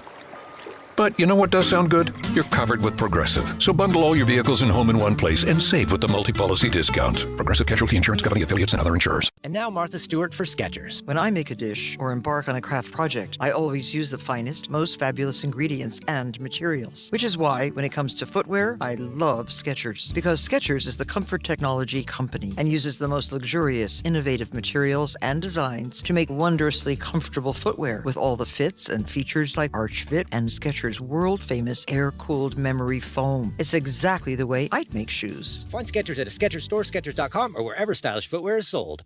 The future of solar is here. Now you can have your own energy grid at home. Solar Negotiators' Power Shift program offers different protection plans built around our customers' different priorities for solar savings, smart battery protection, and grid independence. Before, going solar was as simple as getting the right amount of panels to offset your energy needs. But with California's recent NEM 3.0 policy changes, things have become a bit more complicated. The rate customers are credited for extra solar energy they push to the grid has been slashed by 75%. However, NEM 3.0 is not the end of solar savings. Instead of letting extra daytime power escape to the grid at the newly discounted rates, it is better for our customers to store and self-consume this power later in the evening, creating a power shift. We work with you to help you find the perfect balance of solar and smart battery storage to maximize your energy savings. Experience the power shift and finally live grid independent. Call us today at 844-OWN-SOLAR. Solar Negotiators, your lifetime energy partner. Experience Elton Dan and the Rocket Band, a tribute to Elton John. Elton Dan's stage presence is second to none, and his magical piano playing has a way of engaging you in the full Elton experience. Live at the Tower Theater for the Performing Arts, April 13th. Get tickets today at towertheaterfresno.org. Got a cybersecurity problem? For security breaches, network penetration testing, regulatory compliance, and incident response. Breadcrumb Cybersecurity. Breadcrumb, because evidence is everywhere. News Talk 580 and 105.9 KMJ. Thank you for choosing the afternoon drive. My name is E. Curtis Johnson. This is Philip Teresi. We've been talking about the return of Tulare Lake, which we have not seen in 34 years. Let's go to David in Clovis. David, you've got a comment upon the return of Tulare Lake. What's your take, sir? Good afternoon, gentlemen. Really appreciate your show. You're doing a fine job. Just wanted to give you a little feedback. I was traveling my route today, went through all three counties, Kings, Fresno, and Tulare County. Canals are full. They're overflowing. As I was coming back from Kettleman City, roughly about 1:30, I couldn't help but notice that the tractors on the south side of the canal leading up to Kettleman City were loading up the levee with dirt at least 2 to 3 feet higher. So they're obviously expecting a little bit more flood than they've had in the previous past, and they're looking for that. So I just wanted to give that feedback that obviously something's about to happen that's probably a little bit worse than it's been, and we better batten up the hatches. Great job to you guys, and thank you for having me. Well, thank you very much. Thank you for listening to KMJ. Be safe out there, David. Yeah, I'm not surprised to hear that they're building up levees. I think that I'm actually a little bit surprised, and maybe this is just a case of rather than telling everyone, don't tell me, show me. I'm a little surprised we haven't heard more about it, but that mobilization seems to be kind of a recurring theme. I'm not surprised to hear that we know there's more water coming. We know that the snow melt is going to keep us at a high level. We know that these reservoirs are at a point where we have to do these massive releases, and so the infrastructure work's happening. My fear is that after 4 of the driest years on record, that some of this stuff has been neglected in a way that's going to result in harm. Well, I think you're right, and I don't think we've seen the potential worst of it, and I'm not trying to be an alarmist. I'm actually trying to be rather pragmatic with this. Again, if you've just joined us, we're talking about the return of Tulare Lake, which is something that when settlers first came into the valley, they found it. They drained it in the late 1800s. It's essentially a shallow lake. It's right now 790 square miles. To give you a comparison, Lake Mead is 640 square miles. It's not expected to, well, we haven't seen this lake reappear in 34 years, but when you think about snowmelt, which we have not experienced yet, that is coming. If we already have this much water there now, what can we expect? Let's take another call here. Let's go to MB Carpentry. What's your... Looks like he's still getting set up. Oh, he's getting set up. Sorry, jumped the gun. While we wait for MB, I have a Darwin Award runner-up story for you. All right, let's hear it. And it comes from Tulare County. Oh, there you go. A water rescue took place Sunday after Tulare County Sheriff's Office deputies say that a group ignored a road closure sign in Tulare County. 3 people and their dog drove right past the road closure sign that said the road's closed and the area is flooded. Then they got stuck in the flooded area that they drove past the road closed sign to get to. What a surprise. And had to be rescued. The deputies say Highway 43 down at County Line Road is closed, and folks should mind closure signs. Tulare County Sheriff's Office in part commenting, quote, please do not go around barricades and road closure signs. Please take these road closures seriously. According to CAL FIRE, evacuation orders are still in place for Alpa, Allensworth, and Angiola for all residents and businesses in the area. The evacuation order consists of all roads, avenues, and access roads within those communities. Areas west of Highway 43, including north of, is it Angiola or Angiola? I think it's Angiola. To the Tulare and Kings County line, south to the Tulare and Kern County line in Allensworth. We'll share the link so you can see the complete details. But Jesse Renteria, Deputy Chief of Operations for the Tulare County Division of CAL FIRE, says securing breaches and levees and checking for any other issues continues. And Tulare County Sheriff Mike Boudreau would like to reiterate, please listen to these evacuation warnings. The sun's out. We're feeling a little more comfortable. However, we still have a strong flow of water that's been concerning. We're working with everybody on a daily basis. Everyone is very, very busy. Please don't ignore the road closure signs. Your shaming is well stated there, fella. I know we go out and we spend money and we jack up our pickup trucks and we do all this cool stuff, and you feel like it's going to be fine. I got a 6-inch lift. I'm in this big tall truck, and all I can say is manifold intake water, engine not successfully compressed water. You now have very pretty paperweight, and the Tulare County Sheriff's Office is going to have to send search and rescue to get you out of your car. There's always somebody who thinks that the warning signs doesn't apply to them. These people eventually end up on the Darwin Awards. Yeah, that's only time I've ever gotten out of a ticket was going around a road closed sign, though.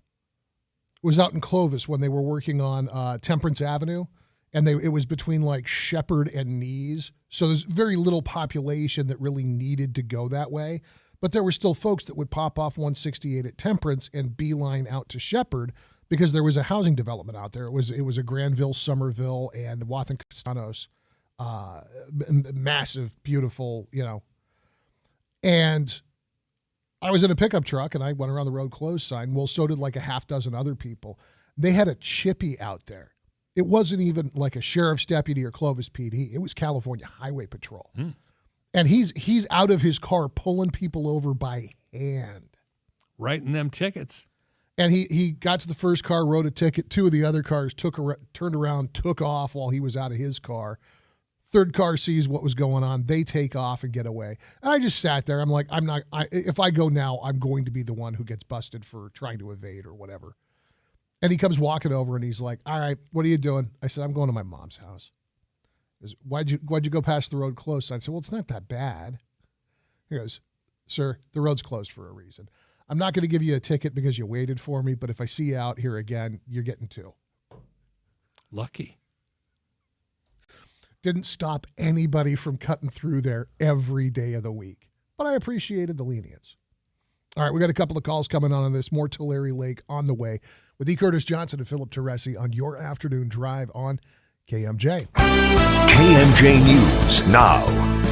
It's 3:30 in Fresno. Good afternoon. I'm Jim Miller here in the KMJ News Center. A 15-year-old boy recovering from a drive-by shooting in Hanford. Police say he was hit in the leg yesterday near Irwin and Scott Streets. He was taken to the hospital. He'll be okay. It happened 2 hours after an 18-year-old shot in the city on West 6th Street. When officers arrived there, they found at least 10 shell casings, but no victims. That's good. The man had already gone to a hospital. They say no word yet on his condition. Police in Merced pleading with drivers to slow down. Officers stopping 3 people over the weekend for excessive speeding. One flying down Campus Parkway at 118 miles an hour. That's right. Another car clocked at 95. So dangerous. The third doing 81 in a 55 mile an hour speed zone. All were cited. Police say, quote, driving at these speeds never acceptable in public roadways and is even more dangerous in a city setting. Please slow down.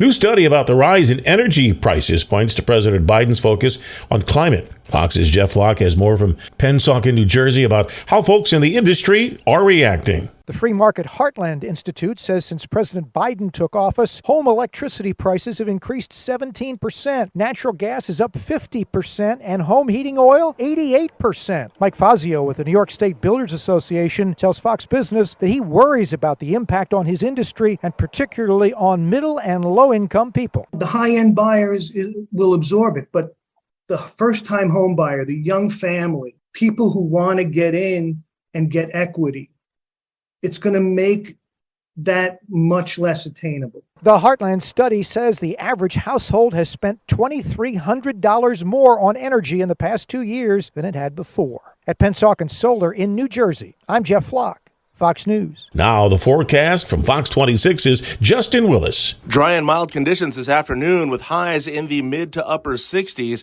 but more rain for us the next couple of days. It moves in tomorrow with the heaviest part of it hitting later in the day and evening and then lasting through Wednesday. Expecting up to an inch on the valley floor and already a winter storm warning in place with heavy snow and high winds expected above 4,000 feet. From the Fox 26 Weather Center for KMJ, I'm Justin Willis. With news on the hour, on the half, and when it breaks, and always streaming at KMJNow.com. I'm Jim Miller for News Talk 580, 105.9 KMJ. Thank you, Jim. In Chowchilla right now, southbound 99 at Chowchilla Boulevard, got an injury accident. One of the vehicles on its roof. Emergency personnel on the scene look for some possible road blockage. Also southbound 99 in Madera at Road 15, a bunch of tires in the roadway.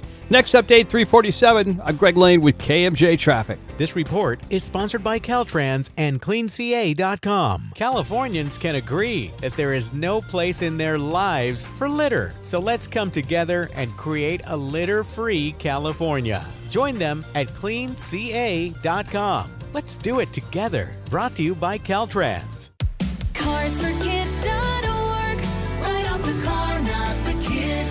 CarsForKids.org is the best vehicle donation charity impacting the lives of kids thanks to your vehicle donations. Donate your old car, truck, or motorcycle in any condition to CarsForKids.org to give kids a second chance at a better future. CarsForKids.org picks up vehicles in any condition. Towing is free, and you'll receive a $50 gift card. Remember, CarsForKids.org. Right off the car, not the kid.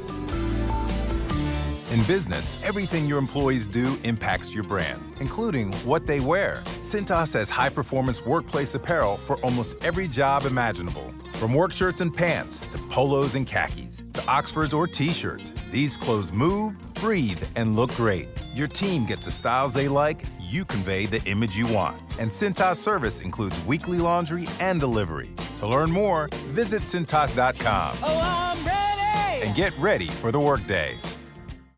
It's not easy being the one everyone counts on to keep your operation running, no matter the weather or supply chain hiccup. But we get you, Raymond in Buffalo, Maria in Miami, and Jules in Troy, taking control of everything that's under your control. At Grainger, we're here for you with high-quality supplies for every industry, plus real-time product availability and access to experts ready to help. Call, click Grainger.com, or just stop by. Grainger, for the ones who get it done. Think you have a good reason for not donating blood? I don't have any blood to spare. Fact. Your body is constantly manufacturing blood. And since you won't be eligible to donate again for 56 days, your body will completely replace your generous donation. There's no excuse for not helping make sure that the Central California Blood Center always has an adequate supply of blood available for your family, friends, and neighbors. Be the bigger person. Go to donateblood.org now to make an appointment. This report is sponsored by Blindster.com. Hi, I'm Kyle at Blindster.com. Shopping for new blinds? At Blindster, we offer over 50 different blinds, shades, and shutters at low prices, custom made for your windows, and shipping is free. Shop at home and order 10 free samples of any product before you buy. Blindster.com. Filtered water in your home is easier than ever. Hey, it's me, Appleton. Taste and feel the difference with LifeSource Water. Visit LifeSourceWater.com. Call them 559-449-8822. This summer, you will feel the difference. It's like we dip your air conditioner into a fountain of youth. Online at allbritain.com. Now, KMJ's Afternoon Drive with Philip Teresi and E. Curtis Johnson. Please help me welcome the new guy. What did you expect? Welcome, Sonny. Make yourself at home. That would be us. I'm E. Curtis. That is Philip Teresi. We've been talking about the return of Tulare Lake. Let's get some input on this from someone who calls themselves Granny. Granny, what's your take? Well, I think somebody's got the date wrong, because I hear on TV and hear you guys say 1840s. My dad was born in 1911, and they moved out to California with his brothers and sisters and his parents in the 30s and to Fresno. And my dad always talked about going fishing at Tulare Lake. Okay. And I was born in 44, and it had to be in the early 50s because I was pretty young. One Sunday, Dad said, well, I'm going to take you kids and Mom for a ride and show you where I fished at Tulare Lake. And he took us where he thought Tulare Lake should be, and we drove on levees, and there was cotton planted as far as we could see. And he was amazed that Tulare Lake was no longer there. But he always talked about going fishing before he was married and at Tulare Lake. Okay. Well, it's one of the things about throwing numbers around on the radio. It can get a little lost. Just for the record, the last time we saw Tulare Lake was 34 years ago. Well, it's one of the things. So it comes and goes. It was drained originally back in the 1800s, but it's been back a time or two, and it's back now to the size of 790 square miles. Well, and I see just a quick glance at Wikipedia, a reference to a February and March 1938 flood that led to the unintended reestablishment of Tulare Lake. So it's not out of the question that Tulare Lake has recurred over the decades. Yeah. So Granny, your story of what your dad's remembrance is would fit perfectly into that. So that's good input. We appreciate that.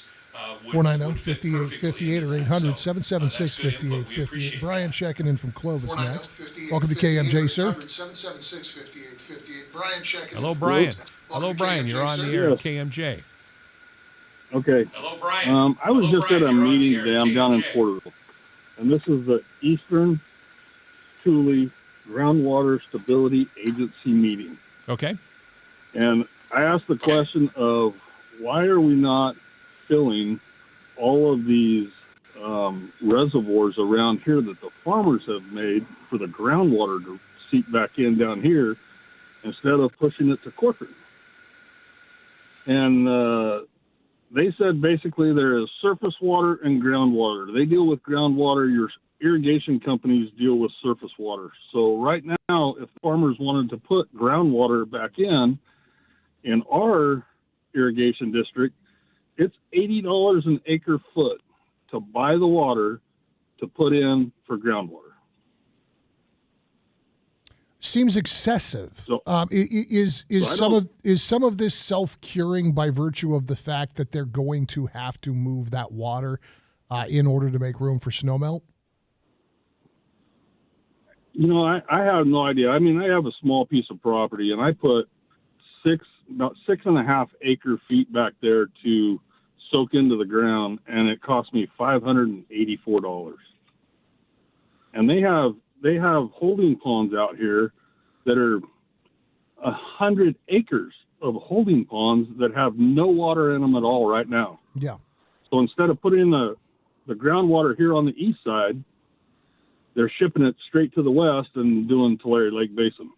I would think you would want to put it on the east side and let it gravity flow underneath the ground towards the Tulare Lake Basin.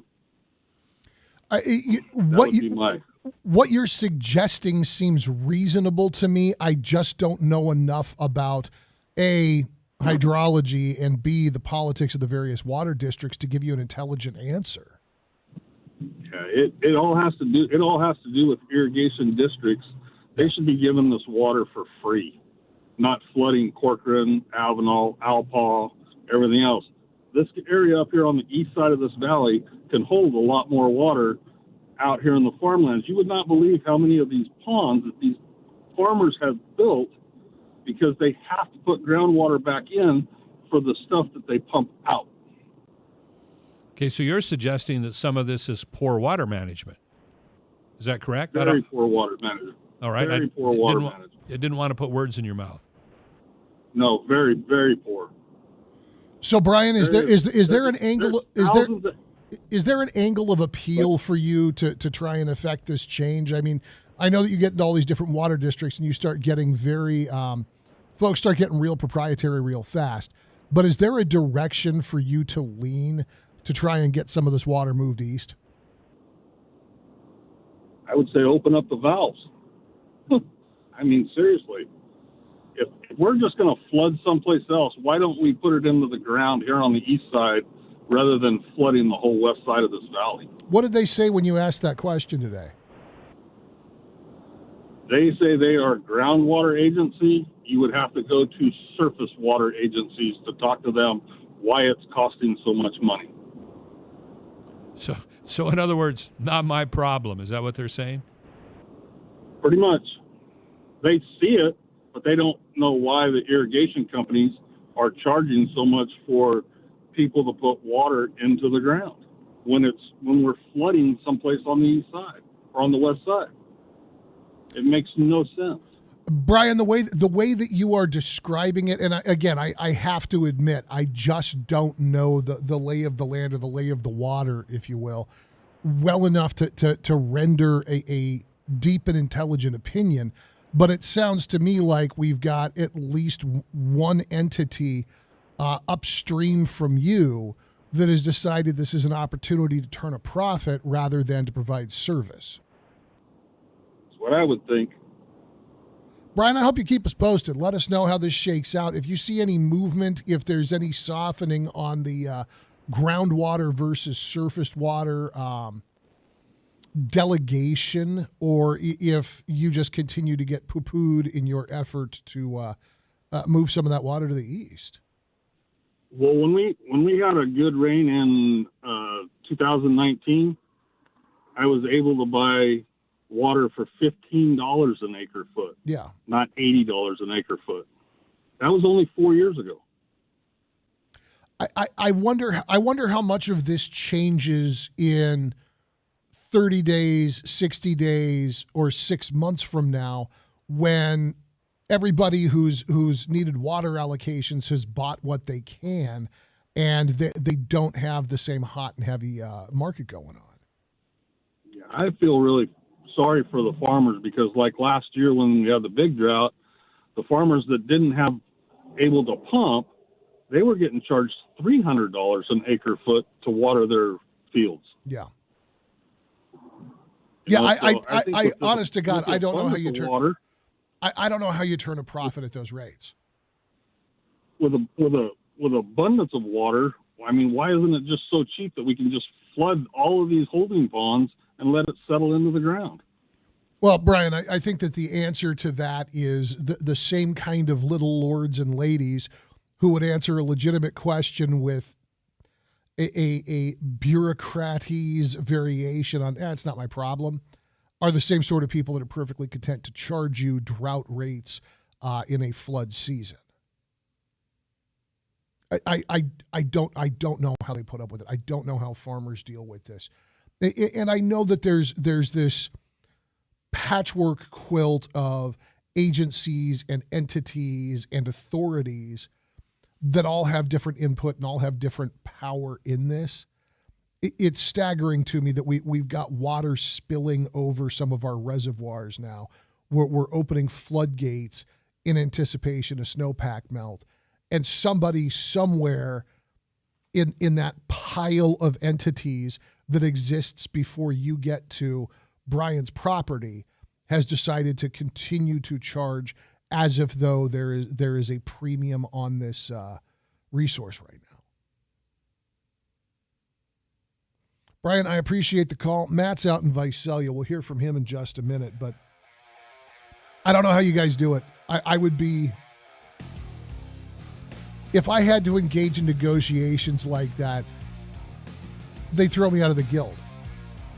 Whatever it is they have to do, buying back my property, filing a restraining order, they'd bounce me out of those meetings because I would just be tearing my hair out. What?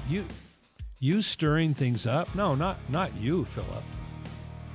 That's E. Curtis Johnson. I'm Philip Teresi. Your calls are welcome at 490-5858 and 800-776-5858 on the afternoon drive on KMJ.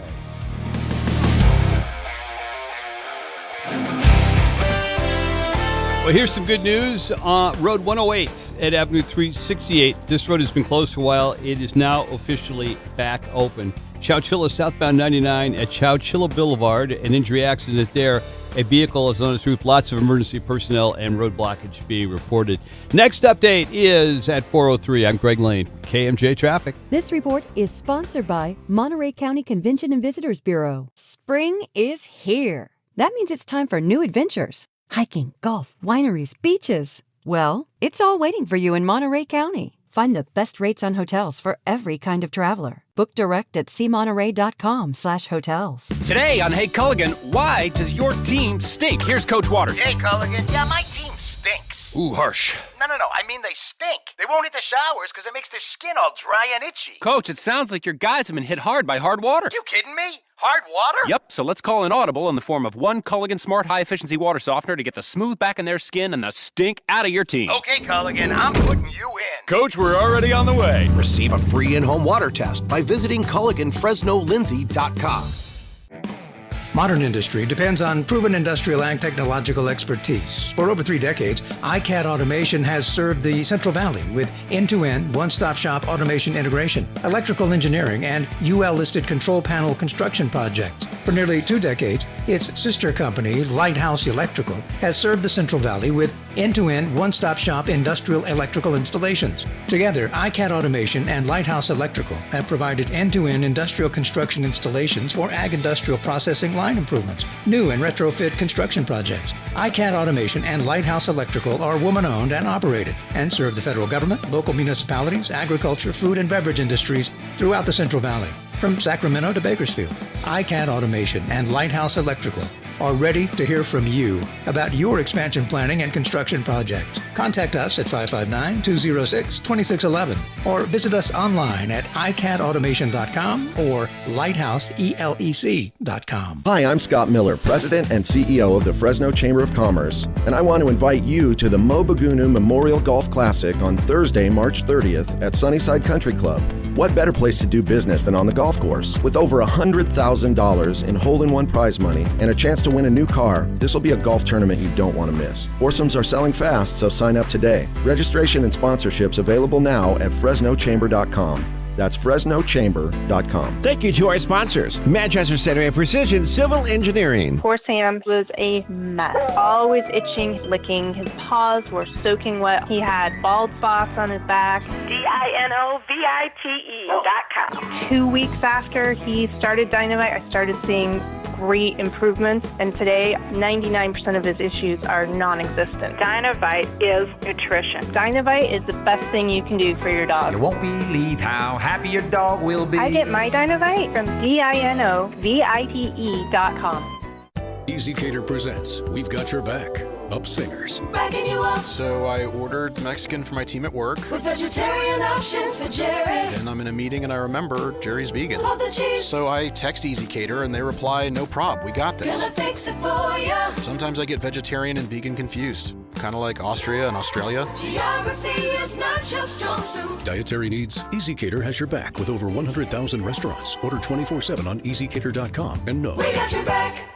Prescriptions require an online consultation with a healthcare provider who will determine if appropriate. Restrictions apply. See website for details and important safety information. Subscription required. Price varies based on product and subscription plan. Hey guys, did you know there's a generic form of Viagra that works just the same, but is 95% cheaper? And you can get it online? Just go to 4hims.com/radio. Through Hims, you'll get a free medical consultation, discreet shipping if prescribed, a 100% online process, and trusted generic alternatives to the name brands at up to 95% off. That's right, get generic for Viagra, the same active ingredient as brand name Viagra, but for 95% less. It's the same medication, still prescribed by a licensed medical provider, but with zero copay, no expensive appointments, and no awkward face-to-face conversations. To start your free online visit, you need to go to this exclusive address, forhims.com/radio. That's forhims.com/radio for your free online visit. forhims.com/radio. KMJ Fresno.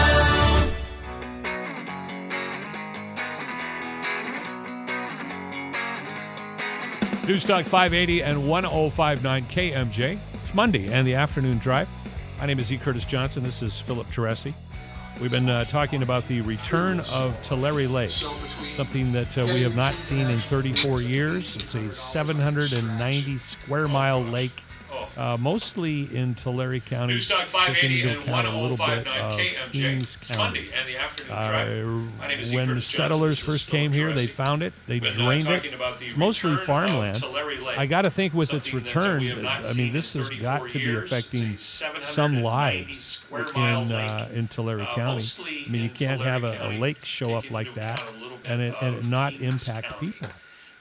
It's when the settlers first came here, for the folks affected, it is going to be devastating. Farmland. Because you've got displacement. I mean, how many people living in Tulare Lake thought Tulare Lake was ever going to reappear? I'm curious to see what the headaches are like in terms of even just dealing with insurance on it.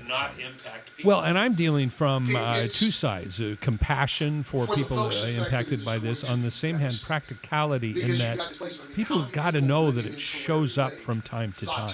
It seems to be mostly farmland. Yeah, it's not like there's a community built there, but nonetheless, it seems logical to conclude that there are some people displaced by this.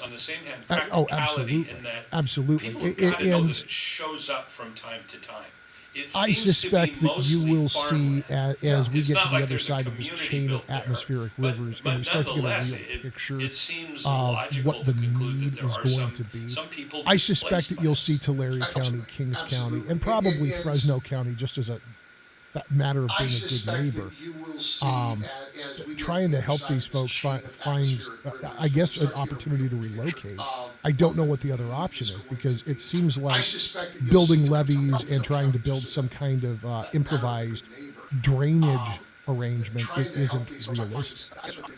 Well, consider, and this is kind of another subject, but I think the last time a dam was built in California was something like 1954. Yeah, I think that's the last time a reservoir was built. Well, consider, and this is kind of another subject, but Mark Twain is attributed to the statement of, in California, whiskey's for drinking and water's for fighting. I mean, we've all heard that ad infinitum, but it seems to be true, and we just continue to repeat the cycle.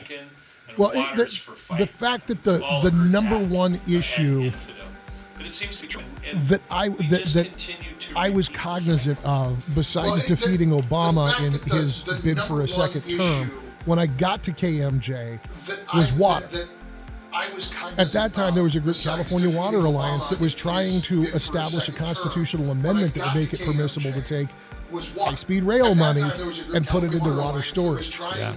We still don't have the stupid train, and we don't have any more water storage, and we've got a governor continuing to air grievances about the time the Fresno County DA hurt his feelings while he's sitting with Jon Stewart, instead of talking about, gosh, I don't know, maybe finding a way to capture the largesse that is the snowpack. Well stated. C. Curtis Johnson and Philip Teresi on your afternoon drive at News Talk 580. C. Curtis Johnson and Philip Teresi. KMJ. Jim Miller's on the way with another update of headlines, as is Greg Lane with another update of your afternoon commute on the afternoon drive.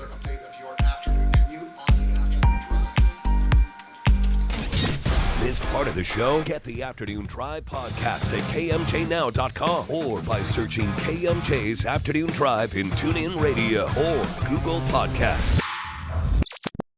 The Carlos Vieira Foundation is proud to host the 4th Annual San Joaquin Valley Portuguese Festival, presented by PFSA, the Portuguese Fraternal Society of America. The 2-day event will be held on Saturday and Sunday, April 22nd and 23rd at the Stanislaus County Fairgrounds in Turlock. Festivities begin on Saturday with a Portuguese parade starting at 10 a.m., followed by Bull on a Rope by Joe Vaz, Portuguese cultural exhibit, folklore and Philharmonica band performances, wine and cheese tasting, carnival rides, plenty of food and merchandise vendors. Performing on the 5150 stage. Backed by popular demand, the Portuguese Kid. From Brazil, Alex Ferrari. And with his East Coast band, George Ferreira. New this year, join the after party following George Ferreira. Festivities will continue on Sunday with a carnival, and to top it off, a traditional Portuguese bloodless bullfight. If you're interested in being a vendor, sponsor, or part of the parade, call 209-398-9840 or visit sjvportuguesefestival.com. All proceeds benefit families living with autism. Don't miss it. Attention tree nut growers, packers, and shippers. Looking for additional storage capacity in your warehouses? Need more space but do not want to build? Fresno Rack has helped tree nut facilities all over California with racking systems that not only increases storage by over 25%. Whether you're looking to increase pallet load storage or super sacks, Fresno Rack has the answer. They can design a system using flow tracking, pushback racking, drive-in racking, or selective racking to increase your warehouse storage capacities with in-house sales, design, and installation. You'll be shocked how fast Fresno Rack revamps your warehouse to give you more pallet spaces. Call Fresno Rack at 559-275-7225 or head to FresnoRack.com for a look under cold storage racking. And take a look. Fresno Rack would also love for you to visit their showroom too. Fresno Rack offers a no-obligation visit to discuss your storage needs and see if their systems will work for your nut warehouses. Want to bring the California coast inland? This is Christina Musan. I'm not talking politics. I'm talking style. California's coastal style is casual and simple and brings the outdoors in. Let me introduce you to Solaria by Bernhardt. Simplistic, clean lines, washed by natural hues of creams and whites, which I love, combining wire-brushed oak, stone, and chiseled surfaces with metal touches. The look is uncluttered, unpretentious, and modern. And you can find this beautiful furniture at the Design Studio by Furniture City.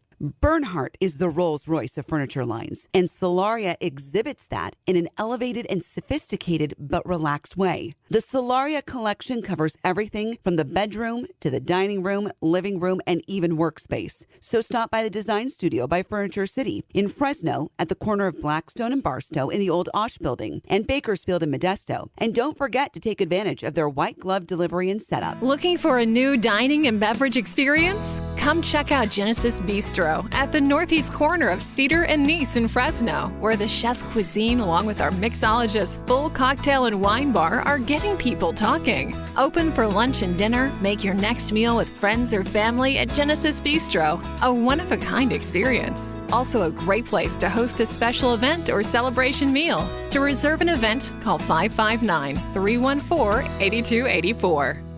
Are you a talented hairstylist looking for a change? Check out 8028 Salon at Cedar and Nice, where we have open stations available and a move-in special. 8028 Salon offers a unique location and atmosphere for you and your clients.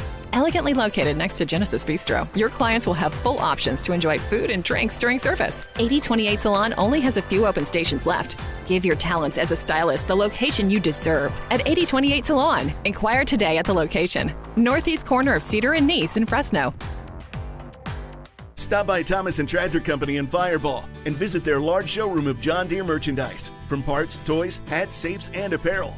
They're also a full area dealer with boots and clothing. News Talk, 580 AM, 1059 FM, KMJ, Fresno, a Cumulus Media station. KMJ. It's 4 o'clock in Fresno. Good afternoon. I'm Jim Miller from the KMJ News Center. A crash yesterday afternoon on Highway 99 in Fresno claims the life of one driver. The single-car accident took place just past McKinley Avenue on 99. The CHP says a 22-year-old man from Fresno was speeding when a tire started to separate. Officers say the driver hit the brakes, then veered off the road before hitting a tree. Investigators say evidence shows the tire was still inflated when the driver hit the brakes. Officers say the driver was not wearing a seatbelt and he died from his injuries. That was Fox 26 News anchor Rich Rodriguez. The Fresno County Coroner's Office identified the victim as 22-year-old Nathan Beltran of Fresno. Fresno police investigating after a man stabbed this morning. Deputies say they responded to Recreation and Andrews Avenues at about 3:30. A woman reported a man had knocked on her door saying he'd been stabbed in the back. He was taken to a local hospital where his condition remains unknown. Sequoia and Kings Canyon National Park sharing their early plans for reopening.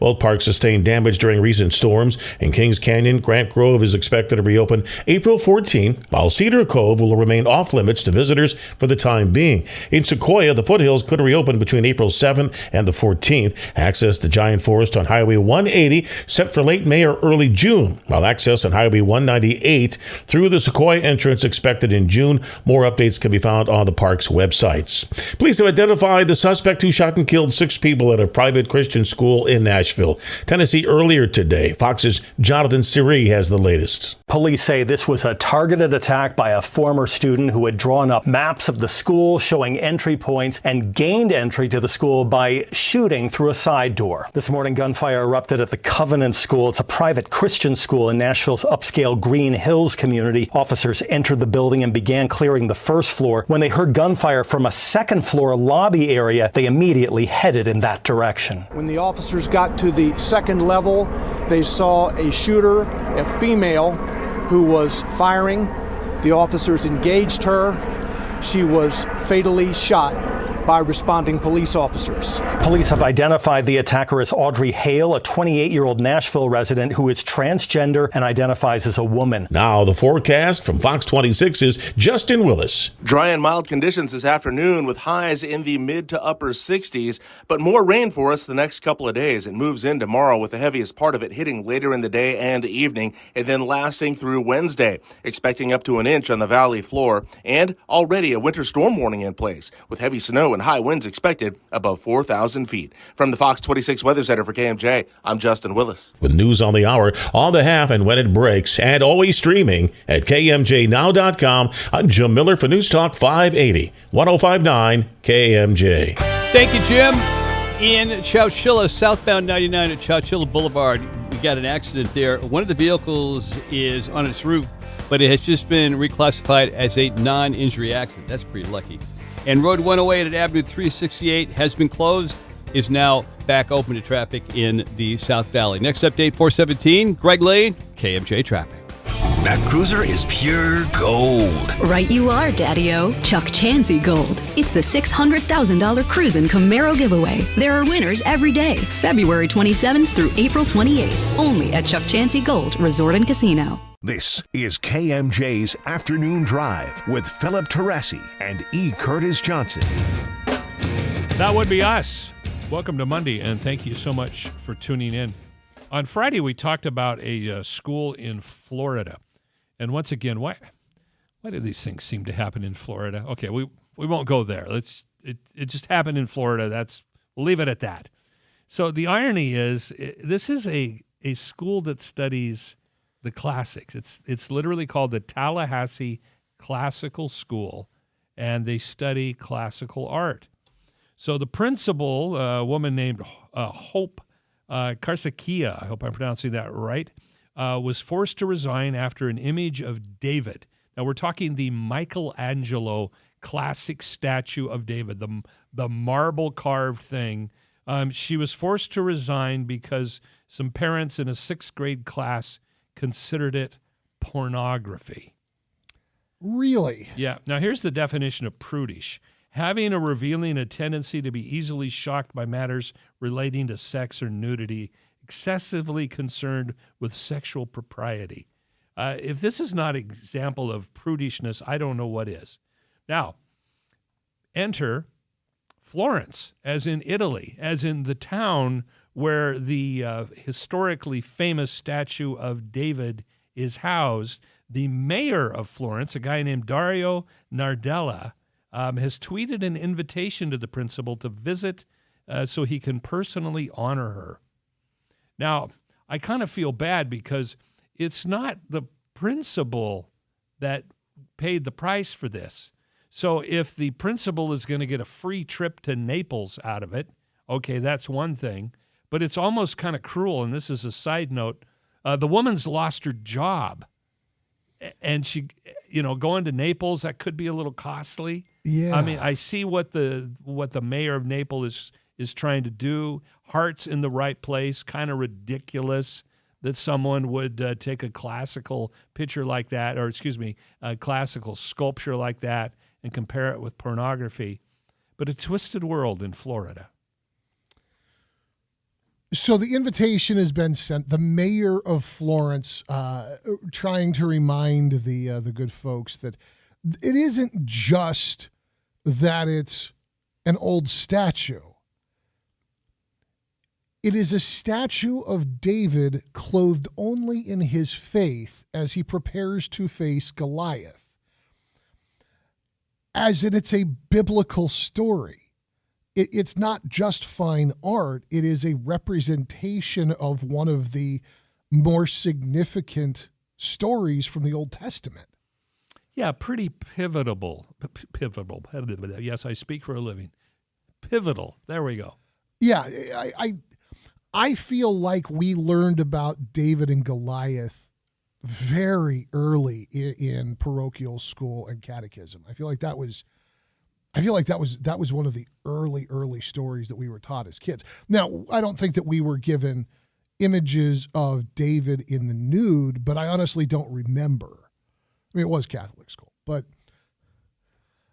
Well, you think about it. I mean, David and Goliath, that has become, it's entered our nomenclature. Yeah. That's the classic example of the underdog, who defeats an oppressor at all odds, outmanned, outgunned, but nonetheless still comes out victorious. I mean, how many times have you heard it's a David and Goliath scenario? Exactly. It's not even universally pop culture. It is a cultural theme. Yeah, it goes beyond the biblical story and has entered our nomenclature. So Cecile Holberg is the director of the Galleria dell'Accademia in Florence, where the David currently resides. She expressed astonishment and said in a telephone interview, "To think that David could be pornographic means truly not understanding the contents of the Bible, not understanding Western culture, and not understanding Renaissance art." Truly.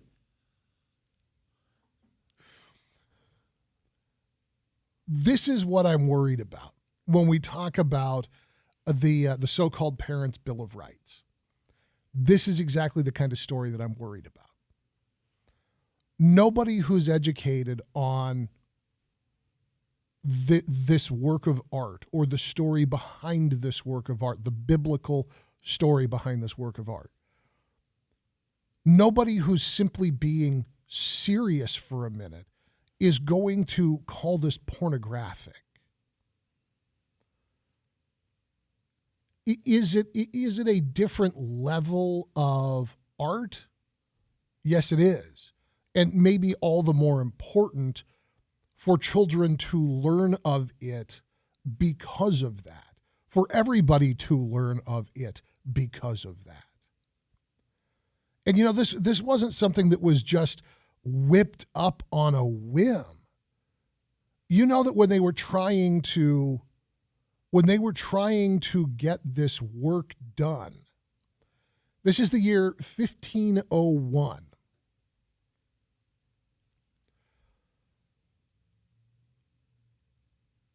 They put a call out. The Italian Accademia put a call out. Do you know who else consulted on this block of stone before it was awarded to 26-year-old Michelangelo? I'm guessing Galileo? Leonardo da Vinci. Ah, Da Vinci, okay. That was the other option for how this statue would be created. So not only do you have something that is a representation of a biblical figure, not only do you have something that is one of the greatest examples of stonework ever, period, but you've got something that the backstory on it humanizes two or three of the most important visual artists to have ever lived. But because some lady who gets her education and culture from Facebook thinks it's pornographic because her understanding of the world around her is so myopic it's almost two-dimensional, she can interfere with the other 29 children in that classroom learning about this exceptional thing. and witnessing this work. Not only should the principal get an all-expenses-paid trip to Florence to just simply go and say, well, you caused me a lot of trouble too, buddy. The parent, or it's three parents actually, the parents who made this complaint should be brought along as luggage in dog crates. Wow. That's a little harsh. Strapped like little Alex into dental chairs and left to gaze upon the David uninterrupted for at least 10 hours. Okay, so can we include the school board or whoever else was involved in the process of somehow confusing pornography with classical sculpture? Can we get some dog crates for them also on this trip? It's confusing pornography with people talk about wanting children to have classical education, wanting children to have a well-rounded, deep educations, to not just be these superficial creatures who live off of tablets and cable television. You have an object of art that humanizes at least three Renaissance masters, actually turns them into what they were, tradesmen, craftsmen. Michelangelo petitioned for this job. He campaigned, he begged, he bribed. He was 26 years old, and they entrusted him with this job. It's a fascinating story. Da Vinci travels to consult on this. Is there anybody in the art world at all more significant or influential than Leonardo da Vinci? Okay, from a guy who can only draw stick figures, you are correct, sir. I mean, look, there's other artists who are fabulous and important and interesting and worthy of contemplation and consideration. There's only one Da Vinci. He stands in this pantheon with like Albert Einstein and Tom Brady as being completely. I'm sorry, I had to. You were just seeing if I was paying attention, right? Well, I was. But I just, there's this beautiful, fascinating story that brings all of this into the contrast of commerce and creation, and this is why this Parent Bill of Rights, this is why it scares me, because I'm not worried about parents having access to curriculum. I'm not worried about parents having the ability to take a child out of a course of study that they feel is inappropriate or overreaching. I'm not even really concerned about a parent's ability to access the financial goings-on of a school site or a school district. You can do all of those things. I at least here in California, that stuff's already a matter of law. Now, you may have to file paperwork and wait your turn if you want a comprehensive overview of budgeting, but you can have all of that. But the Parents' Bill of Rights also makes it possible for one single parent to put their hand up and say that they find something inappropriate or offensive and have that taken away from the other kids.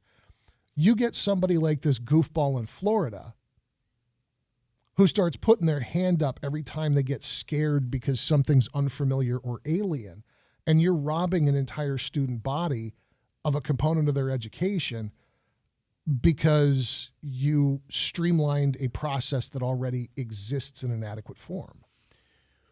Well, maybe we can talk about this after the break, but I say the Parents' Bill of Rights is the complete opposite of that.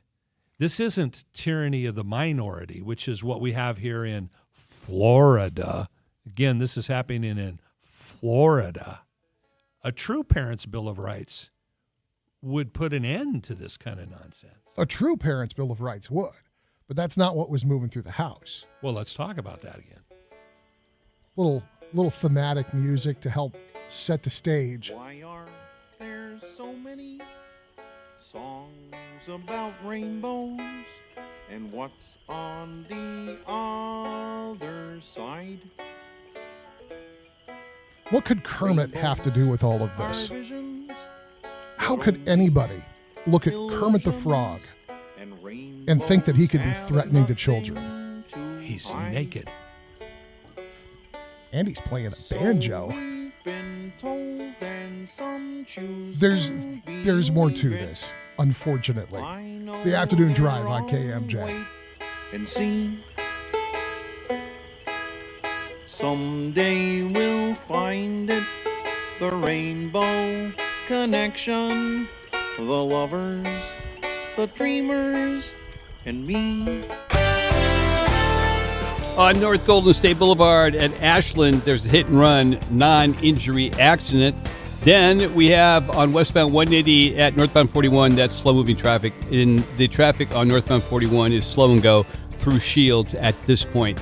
Next update, 4:33. I'm Greg Lane with KMJ Traffic. Experience Elton Dan and the Rocket Band, a tribute to Elton John. Elton Dan's stage presence is second to none, and his magical piano playing has a way of engaging you in the full Elton experience. Live at the Tower Theater for the Performing Arts, April 13th. Get tickets today at towertheaterfresno.org. Solar Negotiators wants people to know about our new Power Shift program. So we're offering $1,500 off per smart battery to customers now through May 31st. Be the first to experience the Power Shift. Call Solar Negotiators today for your free quote.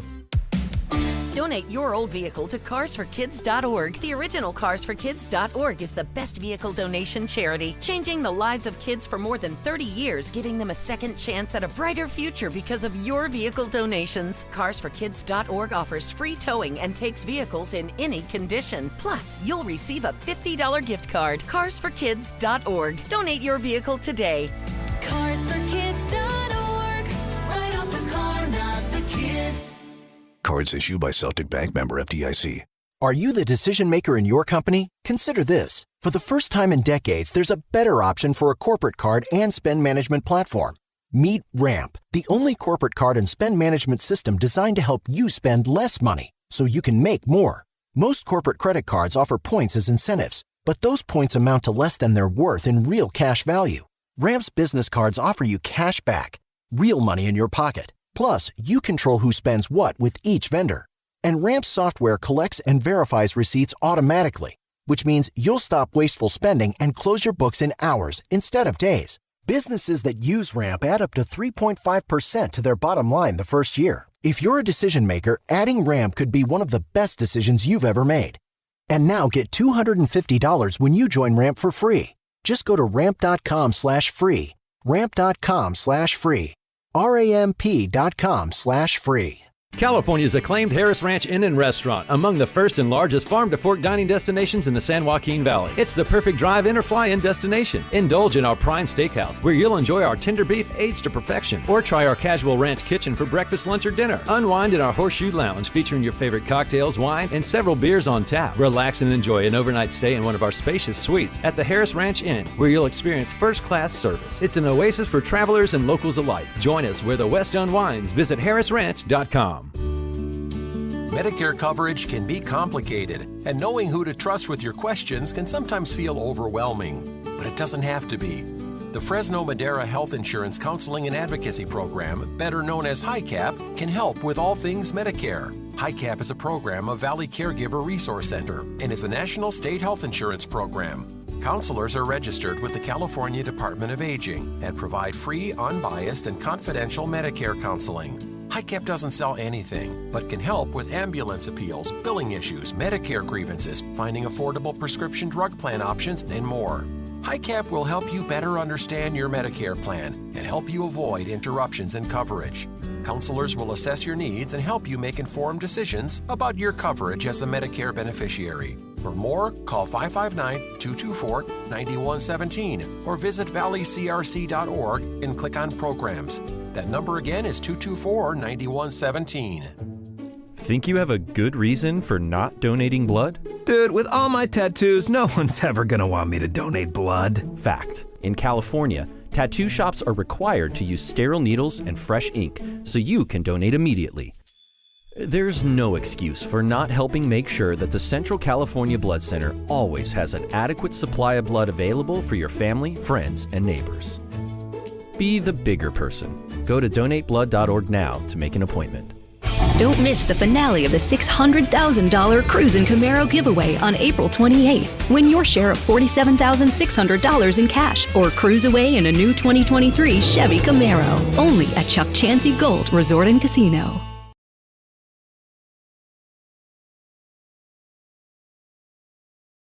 Come on. Living in a rainbow land where everything goes as planned. I smile, 'cause I know if we tried, we could really make a difference in this world. News Talk 580 and 105.9 KMJ. It's Monday, the afternoon drive. My name is Curtis Johnson. This is Philip Teresi. We're talking about the Parents' Bill of Rights. I think we may have divergently different opinions on this particular subject. Usually you and I are pretty close, but I think we may be apart on this one. I don't understand why you hate Dolly Parton.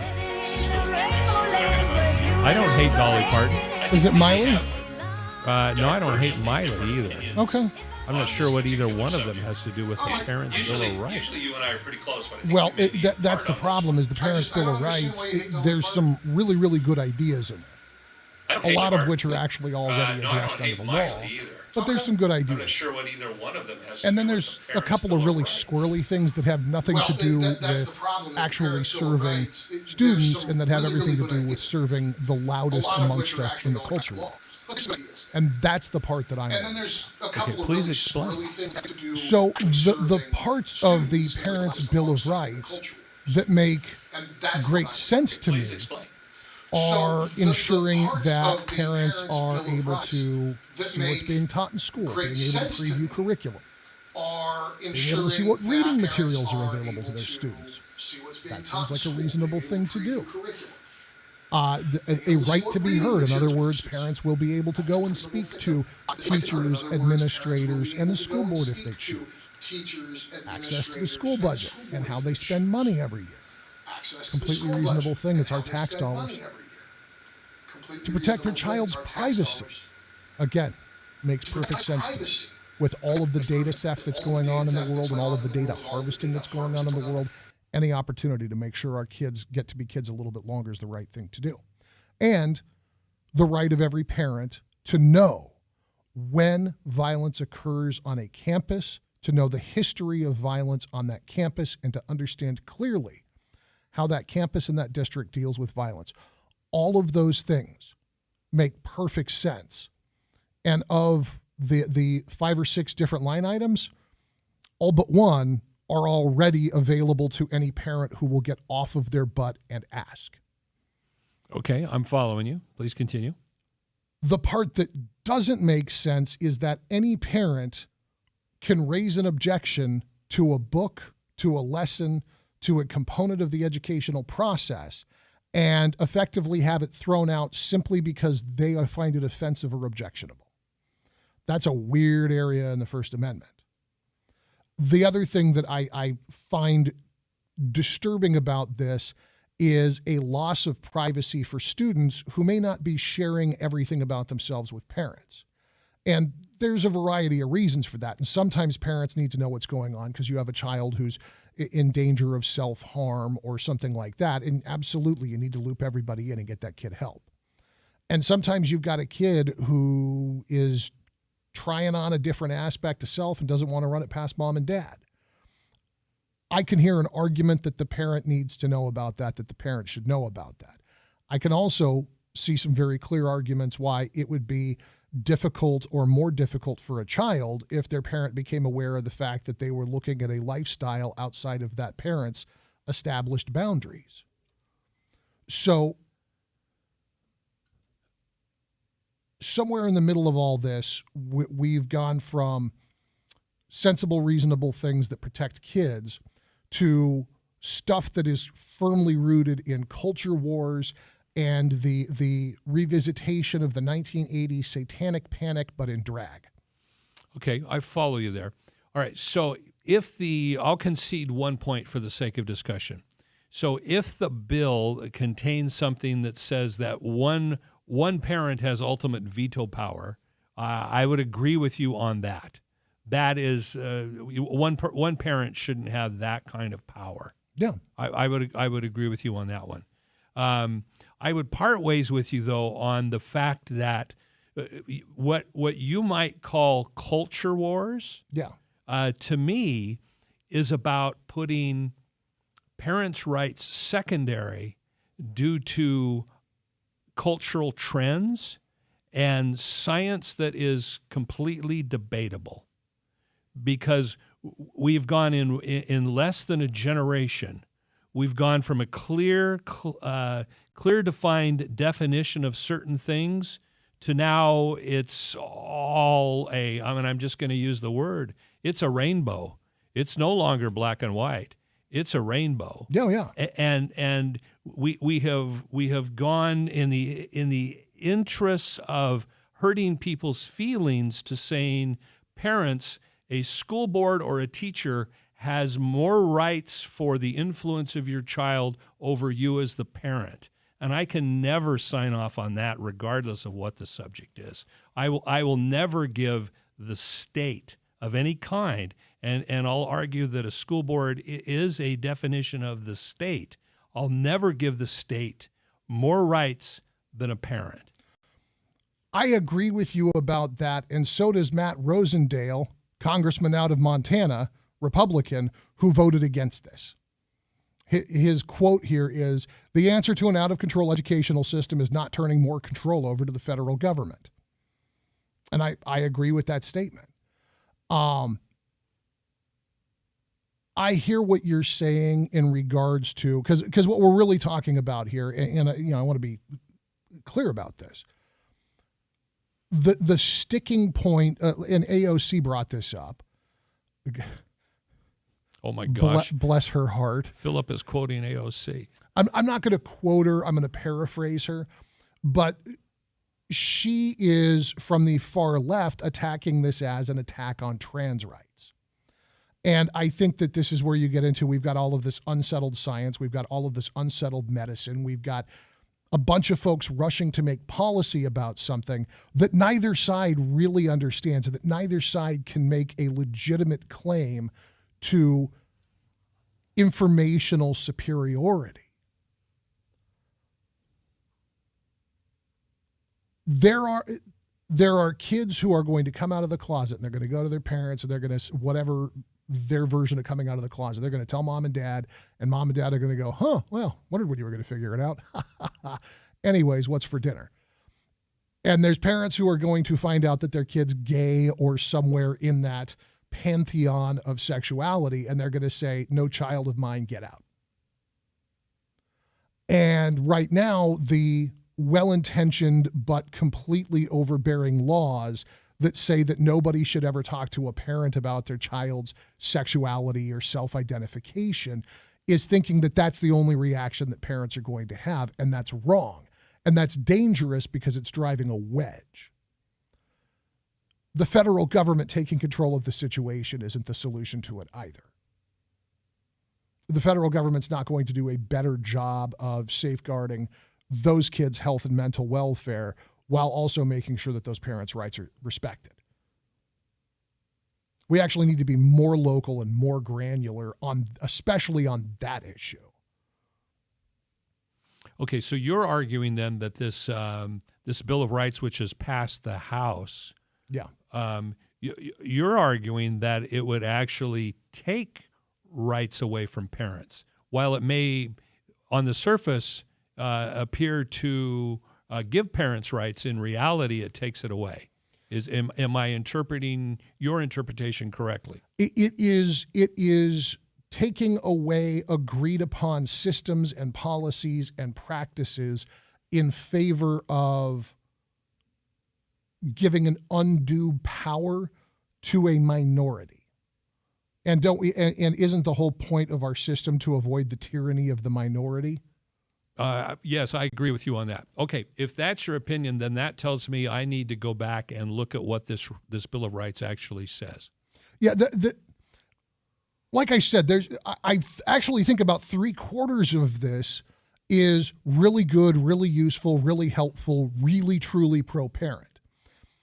I also think about 3/4 of this is misguided, reactionary, or completely redundant and unnecessary. But I think 100% of this is a mistake because it is giving the federal government a measure of control over how schools do business that the federal government should never, ever have. Okay. Well, then I don't know what the final solution is, but I will retract and say I need to learn more about this. The frustrating part about legislation like this is we all need to learn more about all of the things that it's touching on before we start writing laws about it. Well, I would definitely agree that the speed of government and the speed of legislation needs to be slowed down a little bit. I'm with you on that. Now, what does Miley Cyrus, Dolly Parton, and Kermit the Frog have to do with it? Please tell me. Oh, we will after the news. KMJ News now. It's 4:30 in Fresno. I'm Joe Miller from the KMJ News Center. Here's a look at what's happening. A man killed while riding his motorcycle on Highway 168 identified the coroner's office as 59-year-old Daljit Gil. Fresno died Sunday when a teen girl driving an SUV hit his motorcycle. Officers say at about 2:30, Gil, riding his cycle on Highway 168 near Gooseberry Road, when he lost control, slid into the eastbound lane. That's when the 16-year-old girl struck him. Gil died at the scene. The CHP says neither drugs nor alcohol are suspected factors in this deadly crash. They're investigating.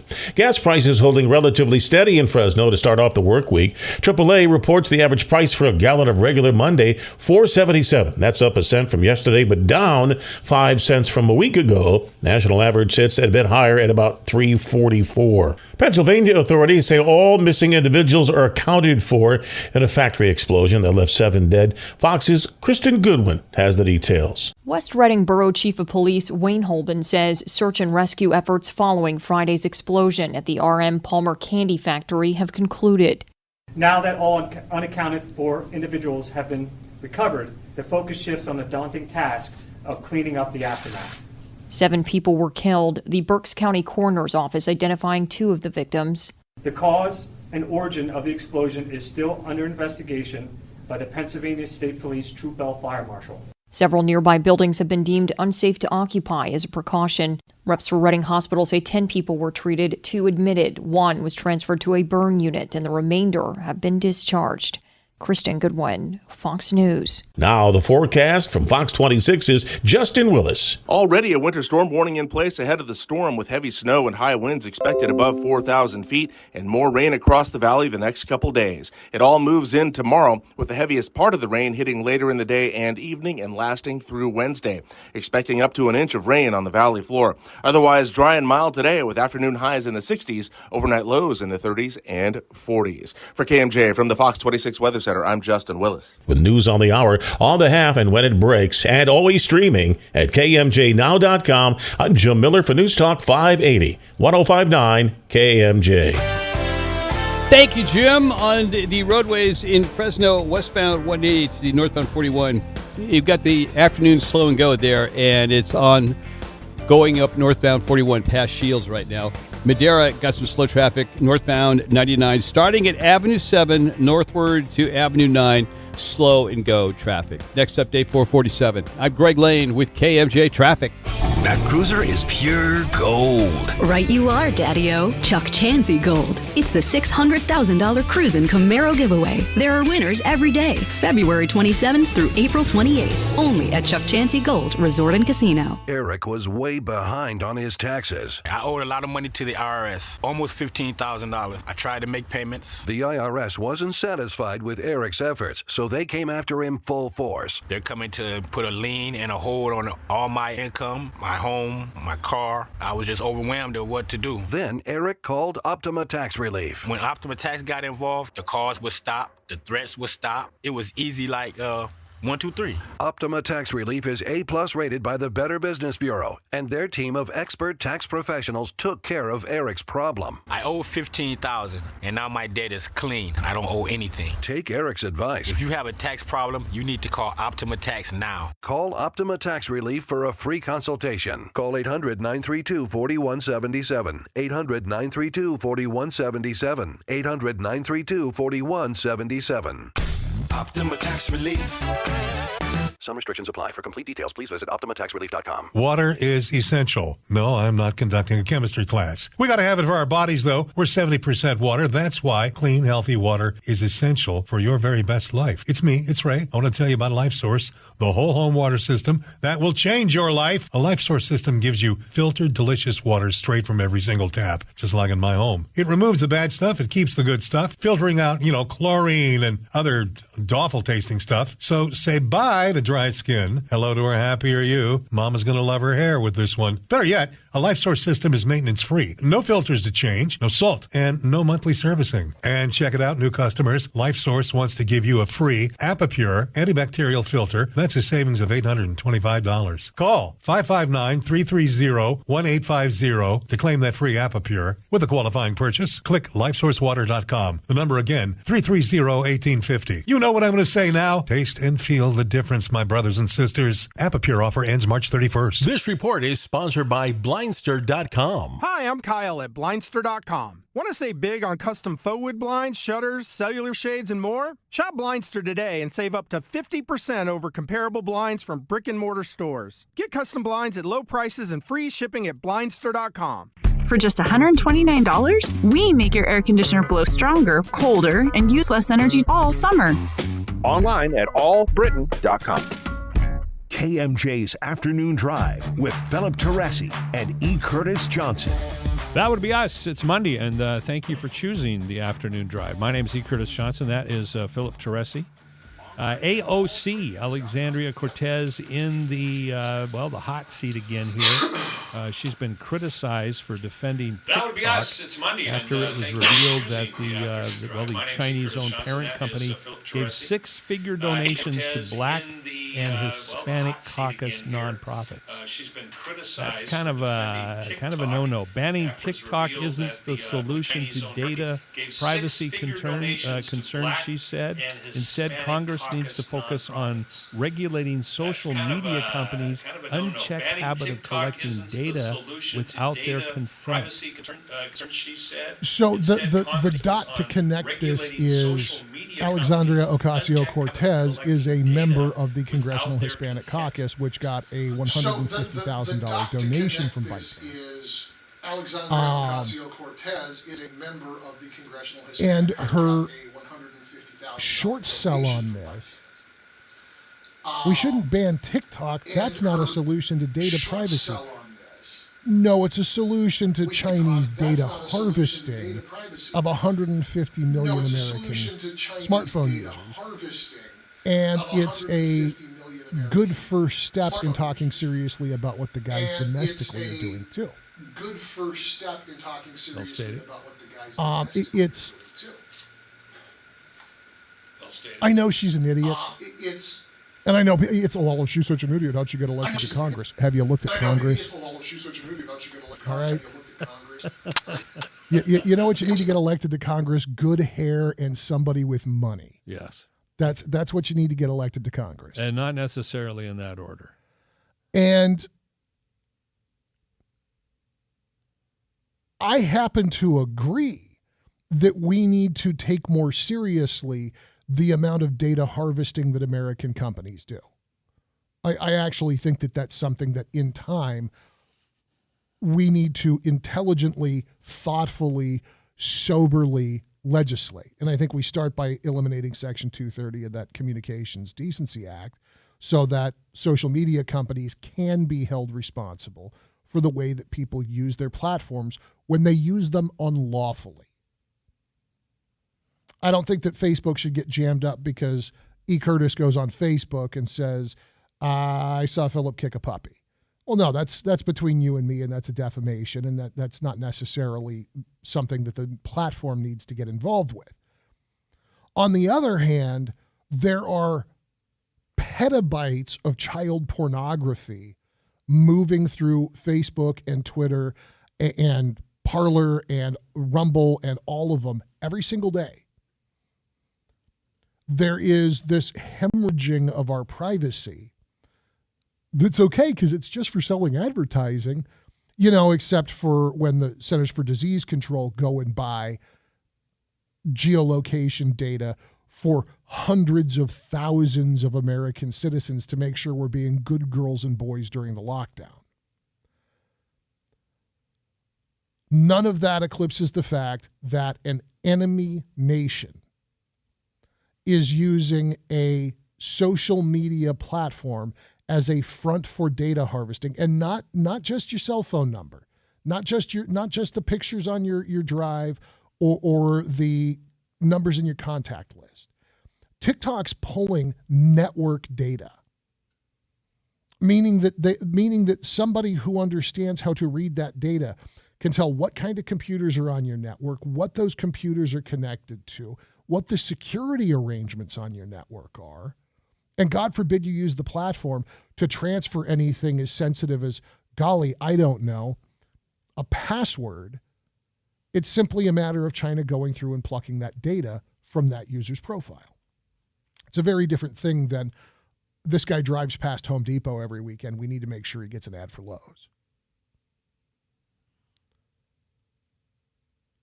And this is the problem with people who don't have any technical background weighing in on a policy decision, because she's weighing in on the argument that we're not having. Well, do you think she's just ignorant of it, or do you think she's complicit in it? I mean, do you think she knows what's going on, but because she's a member of a caucus that has taken a donation, she's looking the other way, or again, just ignorant of that? This is an ignorance issue. It's an ignorance and an influence issue. She's not smart enough to get involved in some deep Machiavellian conspiracy to shelter the Chinese Communist Party from the consequences of bad information security practices. That's not what's happening here. This is not. She's not going to some secret underground cabal of hood-wearing Illuminati lizard people and plotting out the fall of Western civilization. She's a bartender who talked a good game in a neighborhood that knew her and liked her, and got put into a position where she's treated like her opinion matters. And now she registers an opinion on stuff that she has zero education on. And the reason that I feel secure in saying that is this is the same woman who's getting jammed up by the Office of Congressional Ethics over her tax the rich dress at the Met Gala. You know the rental of that dress was $1,200. She rented it for a night. It was $1,200. The matching shoes were another $650. The total for her outfit for the night was almost $2,300. The company that provided this for her actually went and revised the bill down to about $1,000, and she still didn't pay it. Somebody who is overlooking $1,000 or $2,000 in bills in such a public context she's not smart enough to go out and get involved in the Illuminati lizard people, one world order, new world order cabal. The nice man from the social media company told her she was pretty and that she should open an account. And, oh, by the way, we donated some money to this caucus because we really believe in you, Alexandria. And she took the bait. So, not to put words in your mouth, so your objection is not so much that she has a deep understanding of what data is actually being mined, but it's that she's doing what so many in Congress do, and that is get elected on helping the people, and instead she's just helping herself through outside influences that are buying her votes. Yeah. Yeah, it's not even so dirty as somebody meeting her in one of those, the old school leather booths in the darkened candlelit steakhouse where guys like Deep Throat went to slide briefcases back and forth under the table. It's not even something like that. The guy showed up at her office, told her she was pretty, mentioned, oh, hey, we really like what you're doing, so we've thrown a little bit of money on the pile. And anyways, look forward to seeing your content, baby cakes. I got to go to the next office. And she takes the bait. So you're arguing, again, not to put words in your mouth, she's not taking the deep money because she has a deep understanding of what's happening. Yeah. It's just the shallow, I'm going to take care of you because I know you're going to vote my way. If her dad had told her she was pretty once, she'd be totally invulnerable to this kind of thing. Wow. That was Philip Teresi that said that. And the only thing that makes me angry is that I wasn't the one who said that.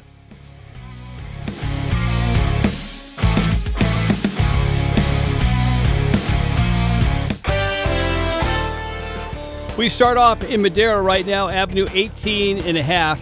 The off-ramp from southbound 99 is where there's a collision right now. Also in Madera, near the town of Raymond, Road 600 at Cimarron Road, got an injury accident. Look for emergency personnel heading out to that site. In Coalinga, northbound I-5, the off-ramp from State Route 198, there's a trailer tractor out of gas that is causing a hazard and a bit of a slowdown at that location. Our next update, 5:03, Greg Lane with KMJ Traffic. Don't miss the finale of the $600,000 Cruisin' Camaro giveaway on April 28th. Win your share of $47,600 in cash or cruise away in a new 2023 Chevy Camaro. Only at Chuck Chansey Gold Resort and Casino. It wasn't raining when Noah built the ark. This is Christina Mousson with Gar Bennett. Blooms are bursting out all over, but heavy rain and colder temperatures are keeping busy bees away. Healthy trees and fields are essential, and the trees with the most roots win. Don't wait until April to take action. Soil nutrients and foliar products are essential for stimulating as much root growth and leaf expansion as possible. And be ready for another round of calcium and nitrogen. Gar Bennett's PCAs and CAMs are experts at timing, treating, and delivering solutions on time and on budget. They design programs that produce great yields and quality fruit. Grow with Gar Bennett, the growing experts, for the best water, irrigation, nutrition, regulatory, and crop care advice and products at 800-696-6108 and online at garbennett.com. Gar Bennett, we help growers feed the world at 800-696-6108 and online at garbennett.com. Industrial Cooling Engineers recognizes that a farmer's hard work and worry never ends. After they harvest their fresh fruits, vegetables, and meat products, that harvest goes into cold storage for future sales. The industrial refrigeration companies manage the safekeeping of this precious and perishable commodity. Yet sometimes, equipment fails. Who can they call? Industrial Cooling Engineers. Industrial Cooling Engineers, also known as ICE, specialize in the construction, servicing, and 24/7 care of ammonia and Freon cooling systems, plus industrial chillers, HVAC for ag, wine, berries, and more. With over 20 years of working experience, ICE and their team of professionals can save crops, meats, and other produce in storage from any damage due to machinery malfunction. They're local and technician-owned. Call them for replacement parts. Se habla español. Visit them at industrialcoolingengineers.com or give them a call at 559-549-4605. That's 559-549-4605. Industrial Cooling Engineers. ICE has you covered. What do you do when your doctor is not available? You just sit home and suffer, thinking about what if? Come on, this one is too easy because there is a premium urgent care very close to you in Fresno, Clovis, and Selma. Have I, Ray Appleton, used premium urgent care? Yeah. Why do you think I'm talking about them? Premium urgent care can offer you very quick and effective treatments for COVID, for flu, strep testing, and all kinds of respiratory uglies. Sinus infections, yeah, they run rampant here. Premium urgent care. Even orthopedic pain. Premium Urgent Care can help you out right now. Click premiumuc.com. Ladies, even feminine care. That's a priority at Premium Urgent Care. So if you're sick and you need care right now, and your regular doc is not available, or maybe you don't have a regular doctor, Premium Urgent Care in Fresno, Clovis, and Selma can handle just about anything that drops out of the sky. I know this because they know me. They have very flexible hours. They accept most insurance plans. Premium Urgent Care will take care of you. Click premiumuc.com and feel better.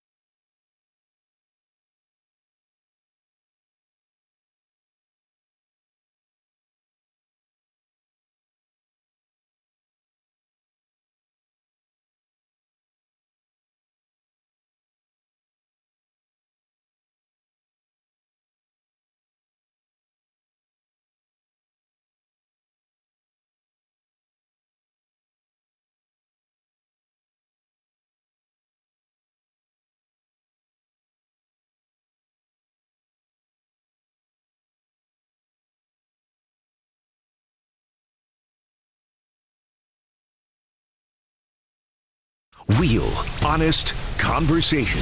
News Talk 580, 1059 KMJ. News Talk 580 and 1059 KMJ. You've chosen the afternoon drive. Thank you. My name is E. Curtis Johnson. This is Philip Teresi. Philip, I'm starting to come around to your way of thinking. And I don't want to put words in your mouth, so you can correct me here, all right? But I used to think, Elon Musk was a really smart dude. I'm beginning to come around to your way of thinking, and that possibly he's overestimated his value, particularly as it relates to Twitter.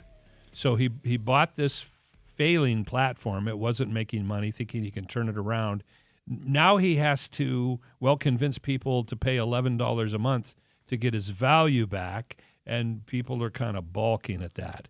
A lot of which are wealthy people who could easily afford $11 a month. But but they've been getting it for free, and now they don't want to fork it out. Now he has and the other piece of this is some of those really famous people who are now, according to this article from ABC News, at risk of losing their blue Twitter verification check should they decline to pay for the Twitter Blue service. They're the reason that some people sign up and participate in the platform, period. The thing that actually drew me to Twitter originally was Penn Jillette. Really? There is somewhere in the back of my mind lives an aspect of my 12-year-old self. Okay. And my 12-year-old self thinks that Penn and Teller were the world's greatest magicians, and that Penn Jillette is the funniest human being alive. And I understand as a 43-year-old man, they aren't and he isn't. But there was just something about the guy that I always get a laugh out of his stuff.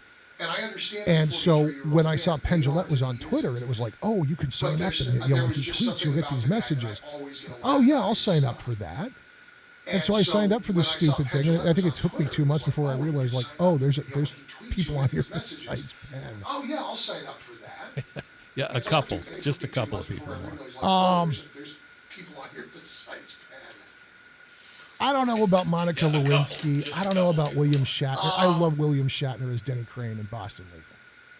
I got that affection in my heart as a sci-fi geek for Captain Kirk. But William Shatner as Denny Crane in Boston Legal, I think is the best work he ever did. It's certainly the funniest.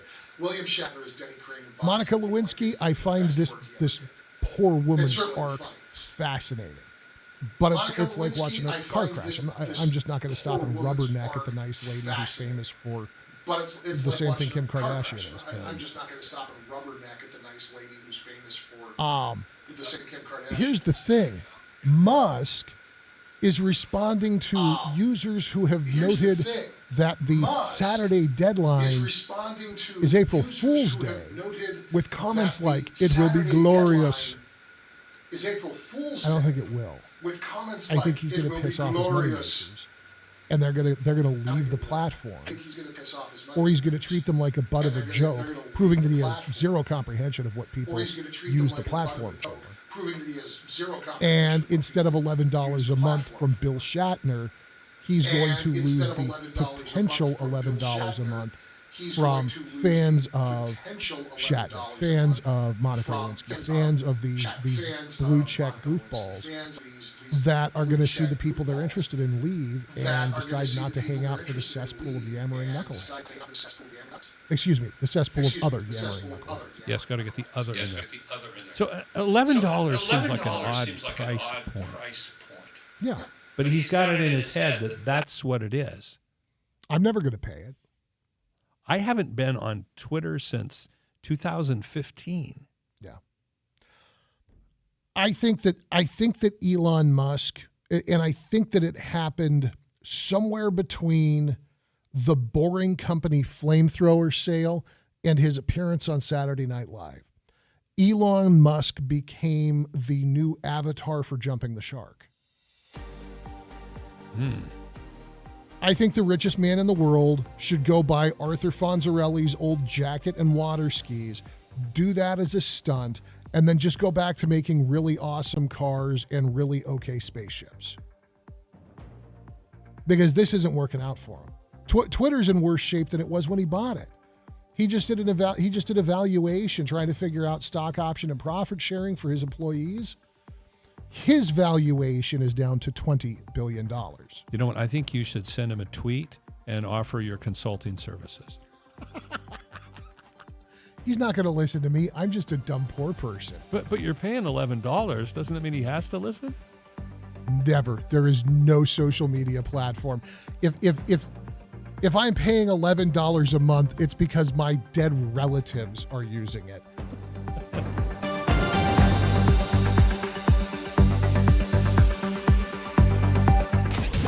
Missed part of the show? Get the Afternoon Drive podcast at KMJNow.com or by searching KMJ's Afternoon Drive in Amazon Music or Stitcher. I know exactly how you feel. You're sitting there at the gas pump wondering, am I ever going to have a regular meal again? Because you're cutting out all the good food because you can't afford the gas, right? Wait until you see your next PG&E bill. No more meals out and no more hair because you're going to be pulling that out as well, too. Do what I did. Planet Solar. When you have a solar system put in by Planet Solar, you literally lock in your energy price forever. Don't you wish it could be that way at the gas pump? Sorry, but you can't do that there. But you can do it for your home with Planet Solar, and it all began for them right here in Central California. One of the things I really liked about these guys is their financing. Don't let the rate hike scare you away from going with Planet Solar. And they are really quick and good and efficient on installation, and they have become masters at putting together a complete solar package with a solar battery. So you've got the juice when PG&E says, no, you don't need it because we're trying to conserve to save the world. Click planetsolar.com. Do that. Call them at 228-9245. I thought learning a language would be too much work. Then I discovered Babbel. They make learning fun. J'aime Babbel. Babbel's lessons only take 10 or 15 minutes, quick and easy. And soon, you turn and realize, hey, I'm starting to speak another language. How'd that happen? My friend from Italy said my accent and pronunciation is perfect. It's because Babbel's lessons are designed by language teachers and voiced by real native speakers. Each lesson is like living in another country for 15 minutes. I love that there's all kinds of ways to learn. Babbel's podcast or games or videos. You can even join live classes with a language teacher. You learn words and phrases you actually use in real conversations. In 3 weeks, I was starting to speak in another language. So easy. If you want to learn a language, there's no faster, easier, better way than Babbel. Go to Babbel.com to try for free. That's BABBEL.com. Babbel.com. Cards issued by Celtic Bank, member FDIC. Are you the decision maker in your company? Consider this. For the first time in decades, there's a better option for a corporate card and spend management platform. Meet Ramp, the only corporate card and spend management system designed to help you spend less money so you can make more. Most corporate credit cards offer points as incentives, but those points amount to less than their worth in real cash value. Ramp's business cards offer you cash back, real money in your pocket. Plus, you control who spends what with each vendor. And Ramp's software collects and verifies receipts automatically, which means you'll stop wasteful spending and close your books in hours instead of days. Businesses that use Ramp add up to 3.5% to their bottom line the first year. If you're a decision maker, adding Ramp could be one of the best decisions you've ever made. And now get $250 when you join Ramp for free. Just go to ramp.com/free. Ramp.com/free. RAMP.com/free. That cruiser is pure gold. Right you are, Daddy-O. Chuck Chansey Gold. It's the $600,000 Cruisin' Camaro giveaway. There are winners every day, February 27th through April 28th. Only at Chuck Chansey Gold Resort and Casino. The original KMJ, 580 AM, 105.9 FM, Fresno, a Cumulus media station. It's 5 o'clock in Fresno. I'm Joe Miller from the KMJ News Center. Multiple locations in Fresno set to participate in a suit drive for students in need. Foundation Fresno Unified Schools will collect gently used professional clothing for students to wear for summer internships, job interviews, and more. Locations include the FUSD Education Center, PNC Bank in Fresno and Clovis, McCormick Barstow and Fresno City Hall. It all begins Monday and ends on Friday. A state assembly bill seeking to crack down on fentanyl dealers will not be heard by the California Public Safety Committee. That bill, Assembly Bill 1058, Fresno Assemblymember Jim Patterson says the Assembly Committee on Public Safety refused to hear it, even if it aimed to give convicted fentanyl dealers a longer jail sentence. Those who are profiting by the addiction and ignoring the death of our kids have essentially been given a green light. Go ahead, do it. You have a couple thousand pills, the most we can do is have you on a misdemeanor. He says current law on sentencing is based on the weight of drugs seized. It does not take into account that as little as 2 milligrams of fentanyl, just 5 grains of salt, is enough to kill someone. That was Fox 26 News reporter Myra Franco. Clovis Unified School District naming a new elementary school after local legend Satoshi Hirayama, also known as Fibber, a standout athlete who went on to play professional basketball after attending Fresno State and later had an extensive teaching career in the district. CUSD officials say his perseverance and ability to overcome adversity will inspire students who attend the school. Satoshi Fibber Hirayama Elementary set to open in the fall of next year. Farm bankruptcies are at their lowest in nearly 20 years in our country. KMJ Ag Director Don York has the story. The American Farm Bureau Federation says there were 169 farm bankruptcy filings last year. That's the lowest in some 17 years in our country. But despite the drop in Chapter 12 filings, half of the regions in our country, including the West, saw increases. California is listed as having the third most Chapter 12 filings with 11, only surpassed by New York and Puerto Rico. Still, our nation experienced a drop in overall bankruptcies last year, and last year's numbers are more than 70% lower from just 3 years ago. John York, KMJ News. Now the forecast from Fox 26's Justin Willis. Already a winter storm warning in place ahead of the storm, with heavy snow and high winds expected above 4,000 feet and more rain across the valley the next couple days. It all moves in tomorrow, with the heaviest part of the rain hitting later in the day and evening and lasting through Wednesday. Expecting up to an inch of rain on the valley floor. Otherwise dry and mild today, with afternoon highs in the 60s, overnight lows in the 30s and 40s. For KMJ from the Fox 26 Weather Center, I'm Justin News on Willis. the hour, on the half, and when it breaks, and always streaming at KMJNow.com. I'm Jim Miller for News Talk 580, 105.9 KMJ. In Lindsay on Palm Street at Cedar, there's a hazard that's off of the roadway, but it is causing some problems at that intersection. In Madera Avenue 18 and a half, off-ramp from southbound 99, there is a collision there. In Coalinga, northbound I-5's off-ramp from State Route 198, tractor-trailer out of gas, causing a hazard there. And in Raymond on Road 600 at Cimarron Avenue, a injury accident is being reported at that location. Next update happens at 5:17. Greg Lane with KMJ Traffic. Want to change the lives of children right here in our community? Donate your vehicle, boat, or motorcycle to carsforkids.org. As a thank you, we'll send you a $50 Visa gift card. So call 866-835-5437 or visit carsforkids.org and write off the car, not the kid. Don't miss the finale of the $600,000 Cruisin' Camaro giveaway on April 28th. Win your share of $47,600 in cash or cruise away in a new 2023 Chevy Camaro. Only at Chuck Chansey Gold Resort and Casino. Now, KMJ's Afternoon Drive with Philip Teresi and E. Curtis Johnson. That would be us. Thank you so much for choosing your Monday to spend it with me, E. Curtis, and that is Philip. Another tragedy. This is one of those subjects that's just difficult to talk about because it is so, well, it's so fraught with politics. But let's deal with the humanity of it. Another mass shooting took place today in Nashville. That would be us. Thank you so much for choosing your Monday to elementary school, private school, I believe affiliated with the Presbyterian Church called Covenant School. The perpetrator, Audrey Hale, a 28-year-old person. One of the things that is coming out over this is that I think it's a biological male who identifies as female. I'm not sure what that has anything to do with the crime, but nonetheless, it's one of the points of data that is being reported. I don't know how that's relevant to the crime, but nonetheless, there it is. Reports that she shot through the doors. 3 9-year-olds are now dead. 3 adults were dead. Reports of the typical, and pardon me if I'm waxing too political at this point, but I question comments like AR style or assault style.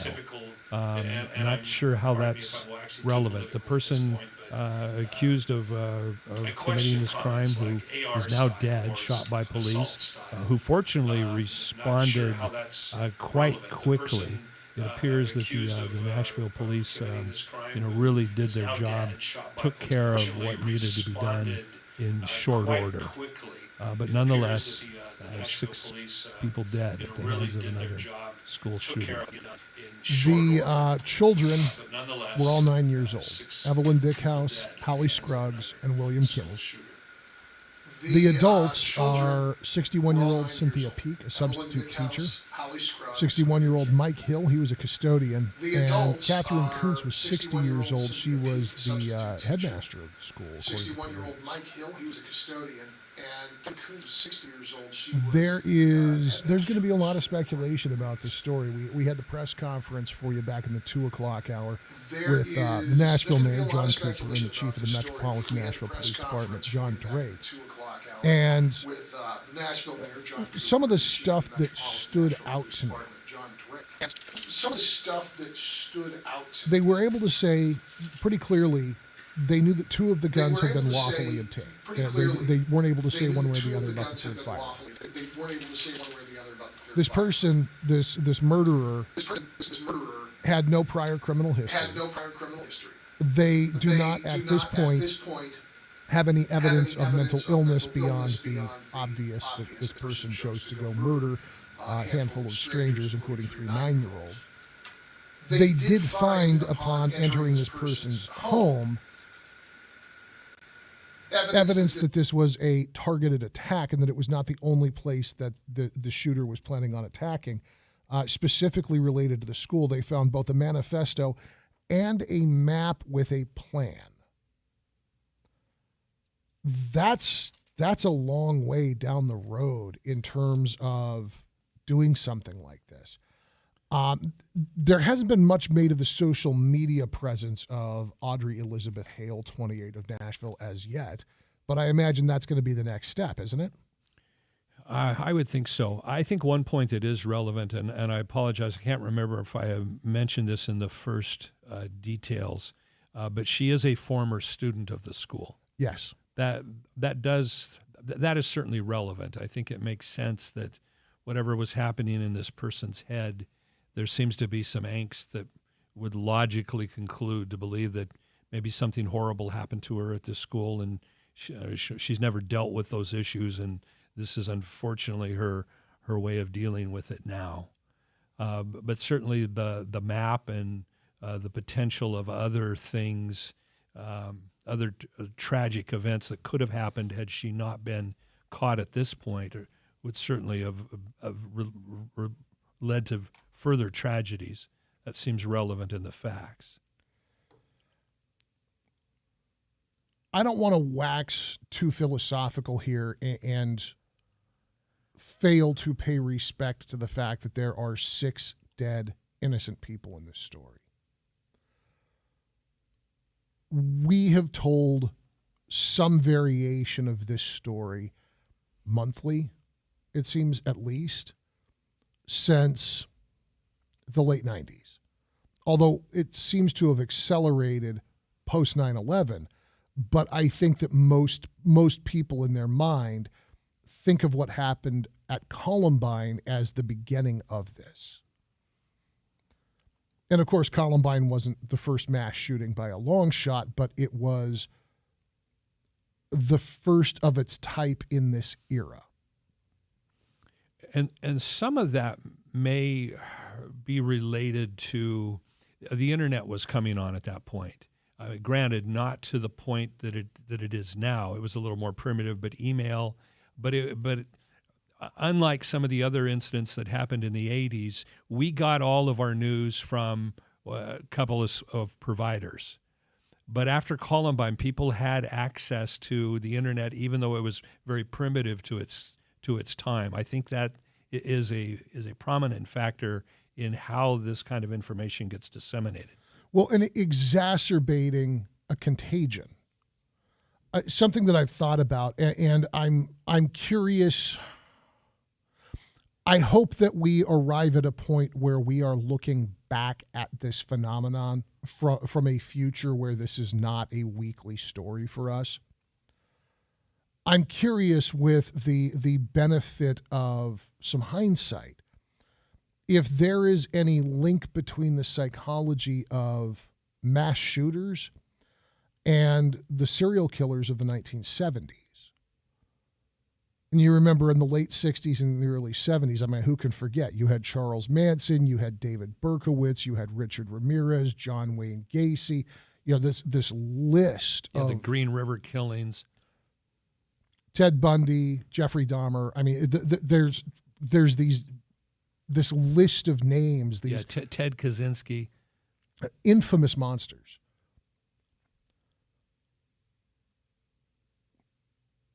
I'm curious if in time psychologists are able to connect whatever that social contagion was that caused there to be a rash of serial killings. The serial killers have always existed, but you didn't have every summer there was a new color to dye your hair to avoid being the object of affection of some lunatic with a hook for a hand and a .38 snub nose in his pocket. Now we have this. I do think that there is an aspect of social contagion in this. Monkey see, monkey do. Klebold and Harris did it. Well, I'm angry. I can do something. I'm curious to see if that psychology is ever linked. If the issue doesn't eventually prove to be, in part, the publicity of the act. Not even the glorification of the killer or the identification of the killer, but just simply the fact that this behavior will result in 2, 3, 4 days of news coverage. Sometimes you get a situation like Sandy Hook where it goes on for weeks and weeks. And sometimes you get, something like Aurora where after a day, the news cycle has moved on to other things. It's a good point. And this is probably a stretch, but as a lover of history, as a student of history, our mass murderers in the past haven't been individuals. They have been leaders of countries.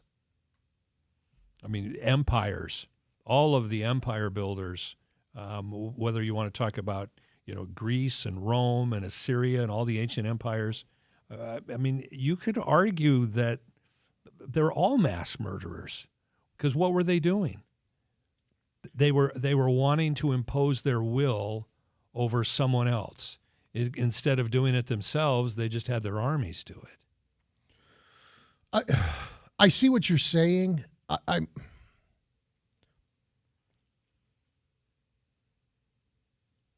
I don't know if that's a link that I can make.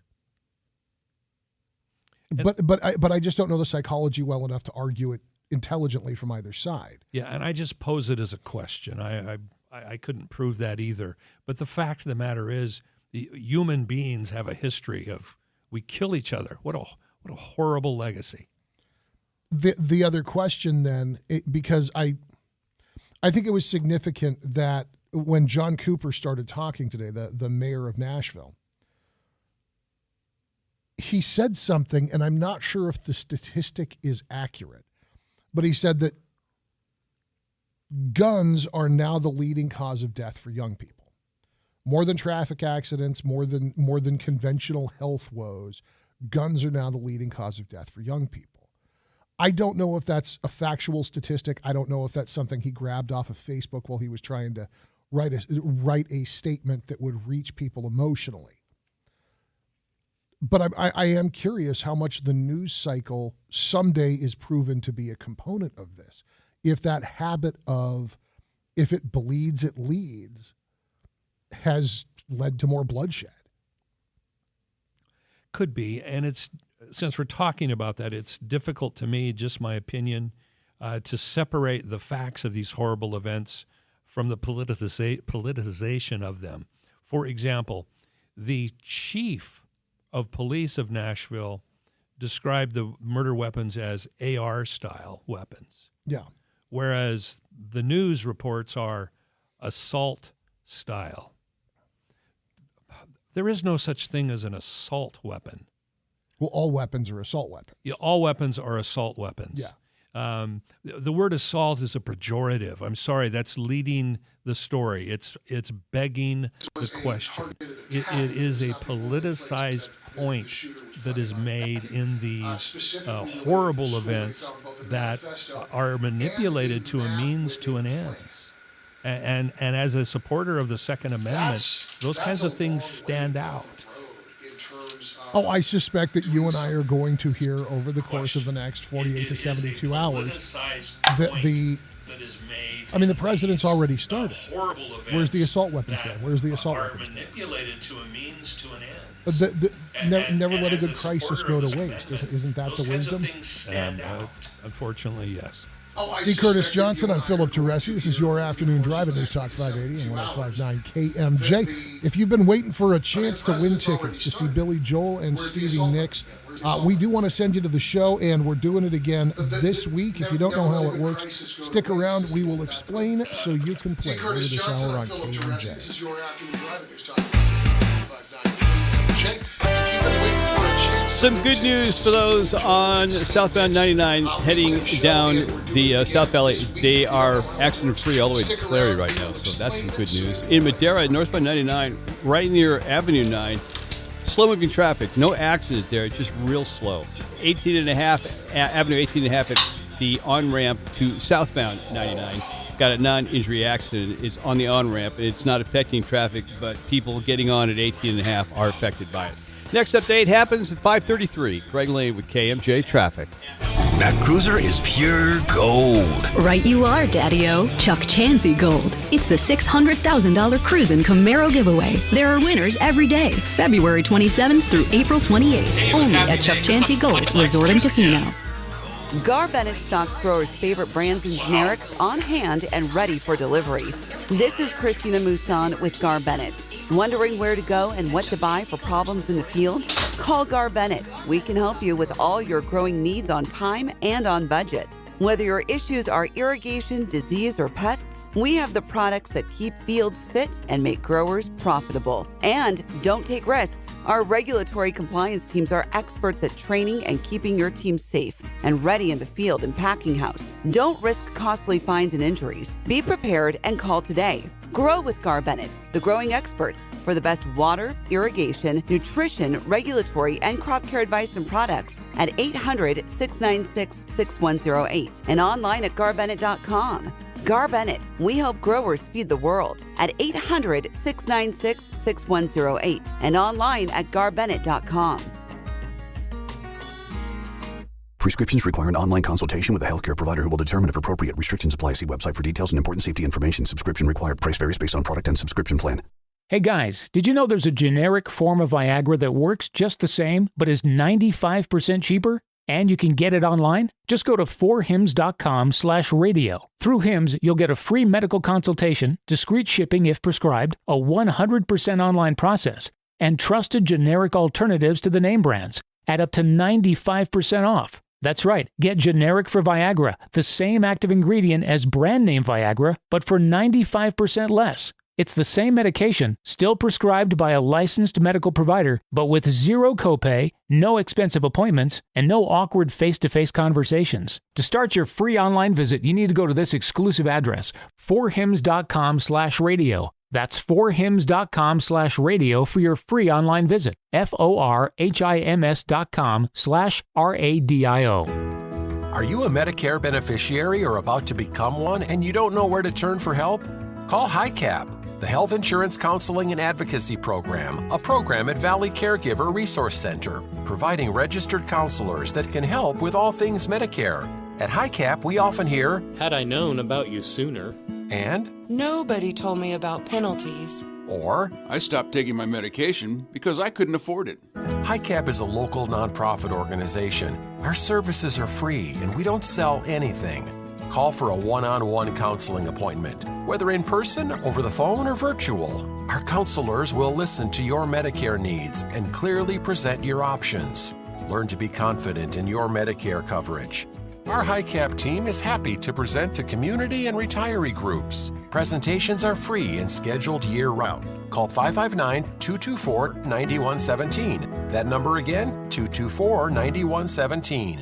On December 15th, the Public Utilities Commission announced the biggest change to solar ever, NEM 3.0. And it's bad news for any farmer or business who has not gone solar already. But Pickett Solar, the Valley's leading commercial solar contractor, is here to help. It's called Net Energy Metering, or NEM. And under the current version, it's what makes solar such a great investment. With the newly passed NEM 3.0, the utilities will continue to keep raising your rates, will pay you less, and keep the profits for themselves. The value of solar will drop by 75%, and the payback period will go from 2 to 3 years to more than 10 years.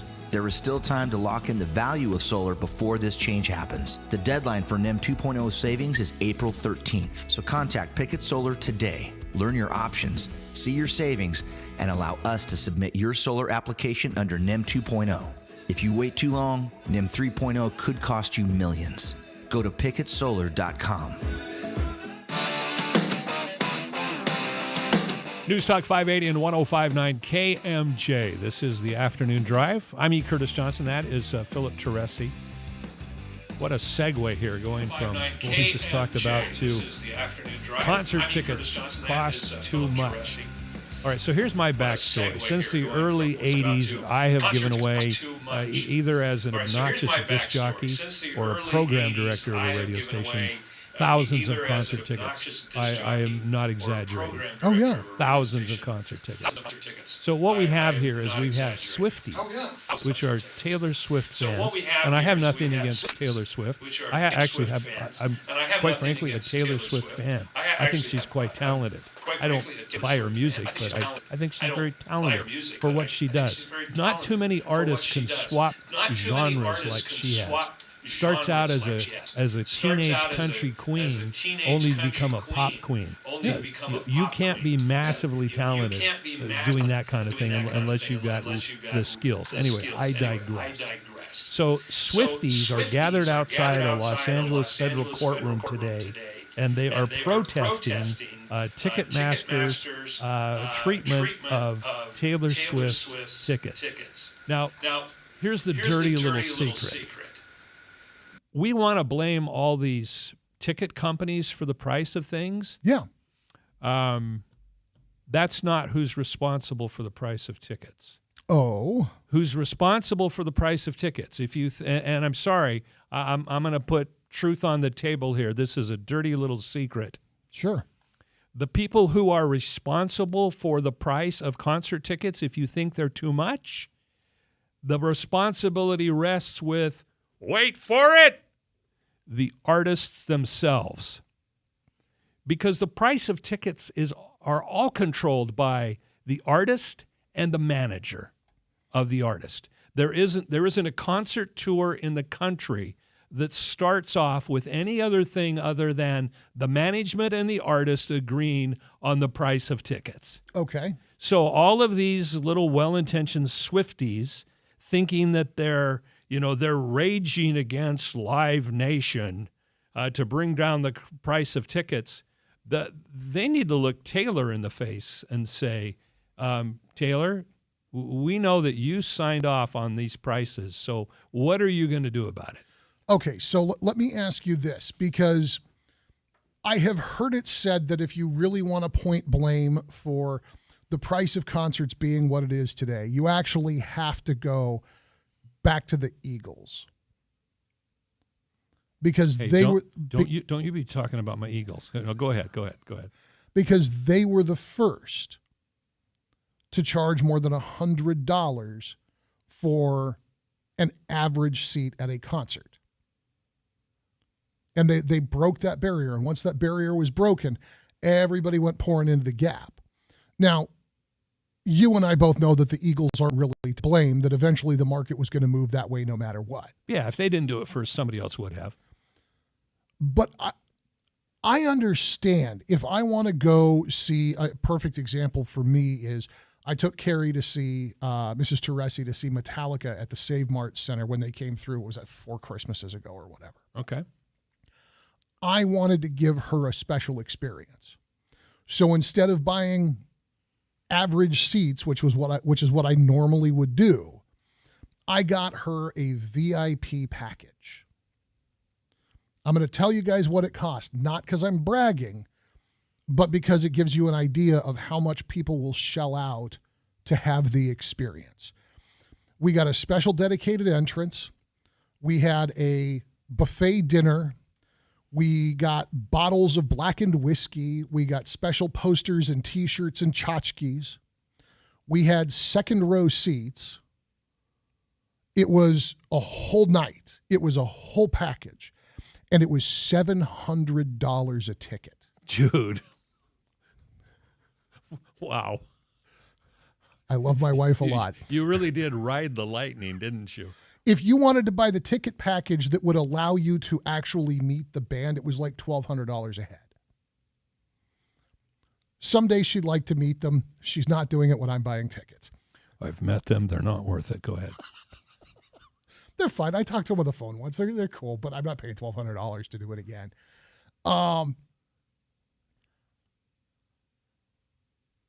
I knew when I went to buy those tickets what I was buying. I understood what I was getting. I understood there was a chance that some of it was going to suck, but I knew what that price was.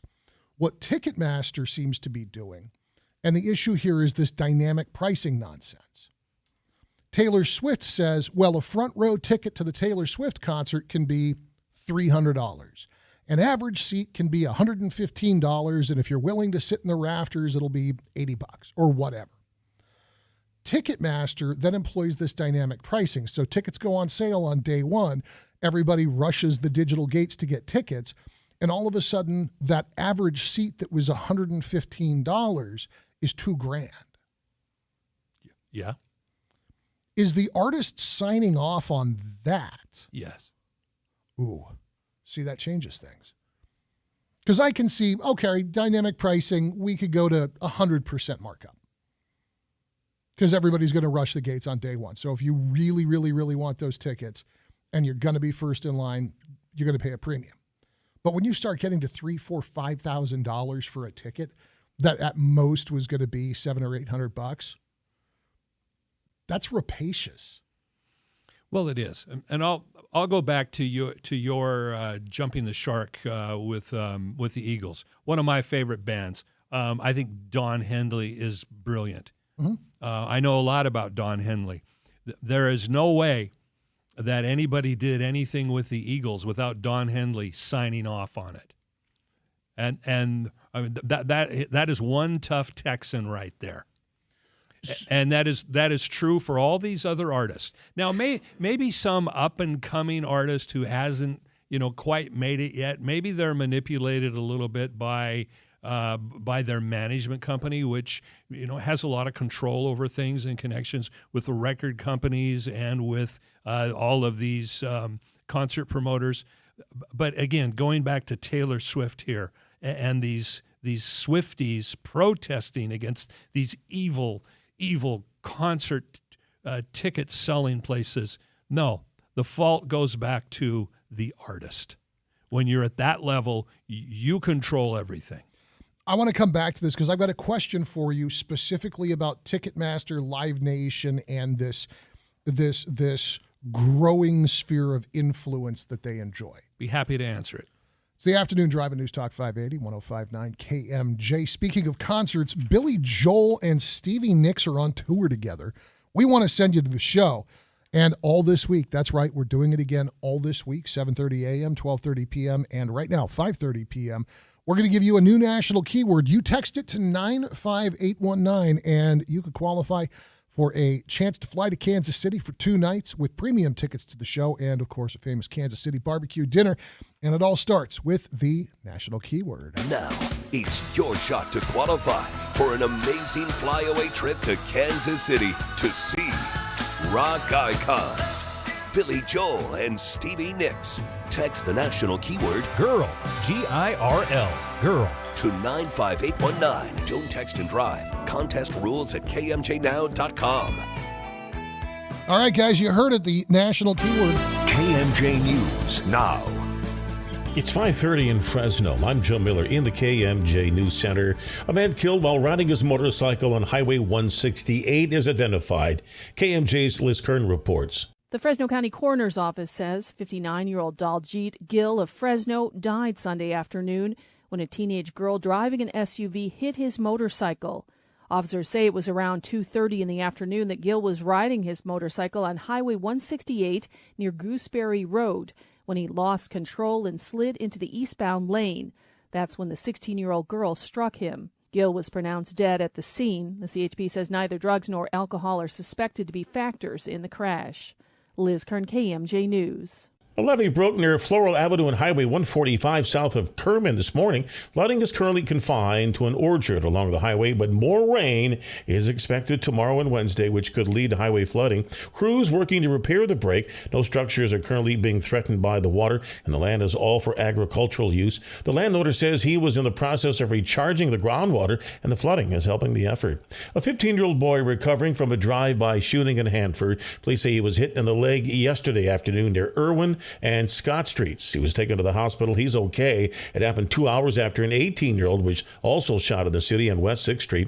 When officers arrived there, they found at least 10 shell casings, but no victim. The man had already gone to a hospital. No word yet on his condition. Now, the forecast from Fox 26's Justin Willis. Already a winter storm warning in place ahead of the storm with heavy snow and high winds expected above 4,000 feet and more rain across the valley the next couple days. It all moves in tomorrow with the heaviest part of the rain hitting later in the day and evening and lasting through Wednesday.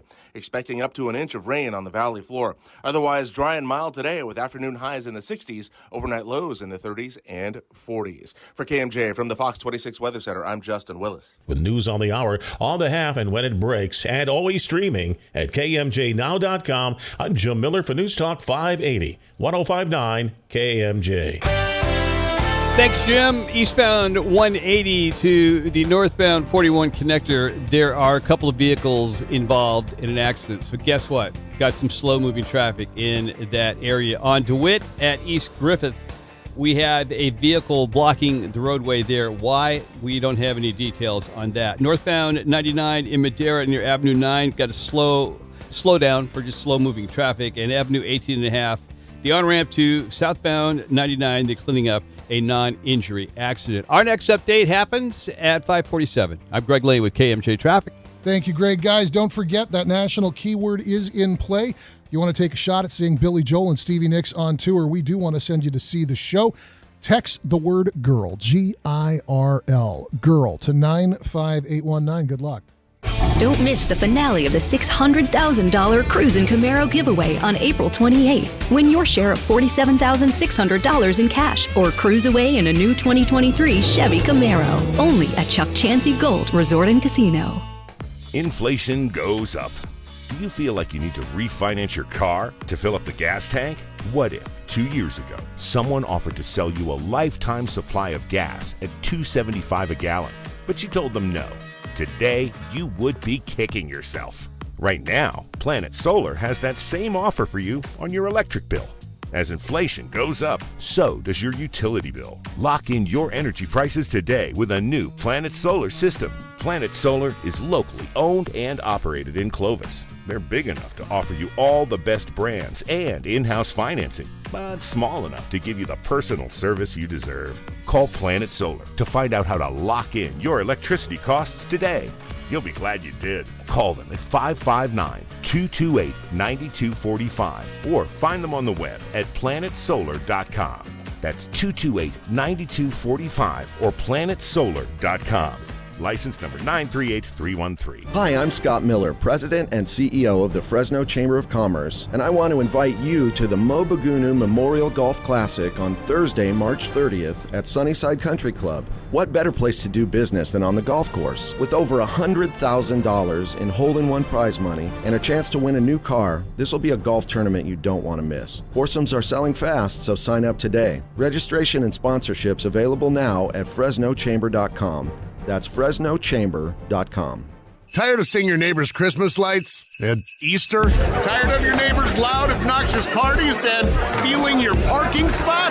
If you live in an HOA and you're not getting the services and support you need, let us help. We would love to be your property management company. Our HOA team here at Regency specializes in customer service, HOA management, CC&R rules enforcement, and community improvements. We help communities be neighbors and assist our boards in making the best decisions for your association. Let us help you increase your reserves, collect delinquent accounts, improve communication, coordinate fun neighborhood events, accomplish community projects, and more, all for a competitive rate. For homeowner association management, it's Regency Property Management at 559-221-3170 or online at regencyfresno.com. Let's improve your community together.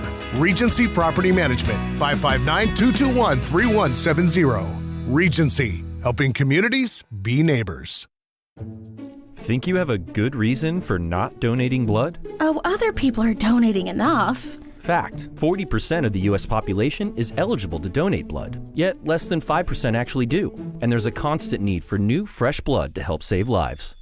There's no excuse for not helping make sure that the Central California Blood Center always has an adequate supply of blood available for your family, friends, and neighbors. Be the bigger person. Go to donateblood.org now to make an appointment.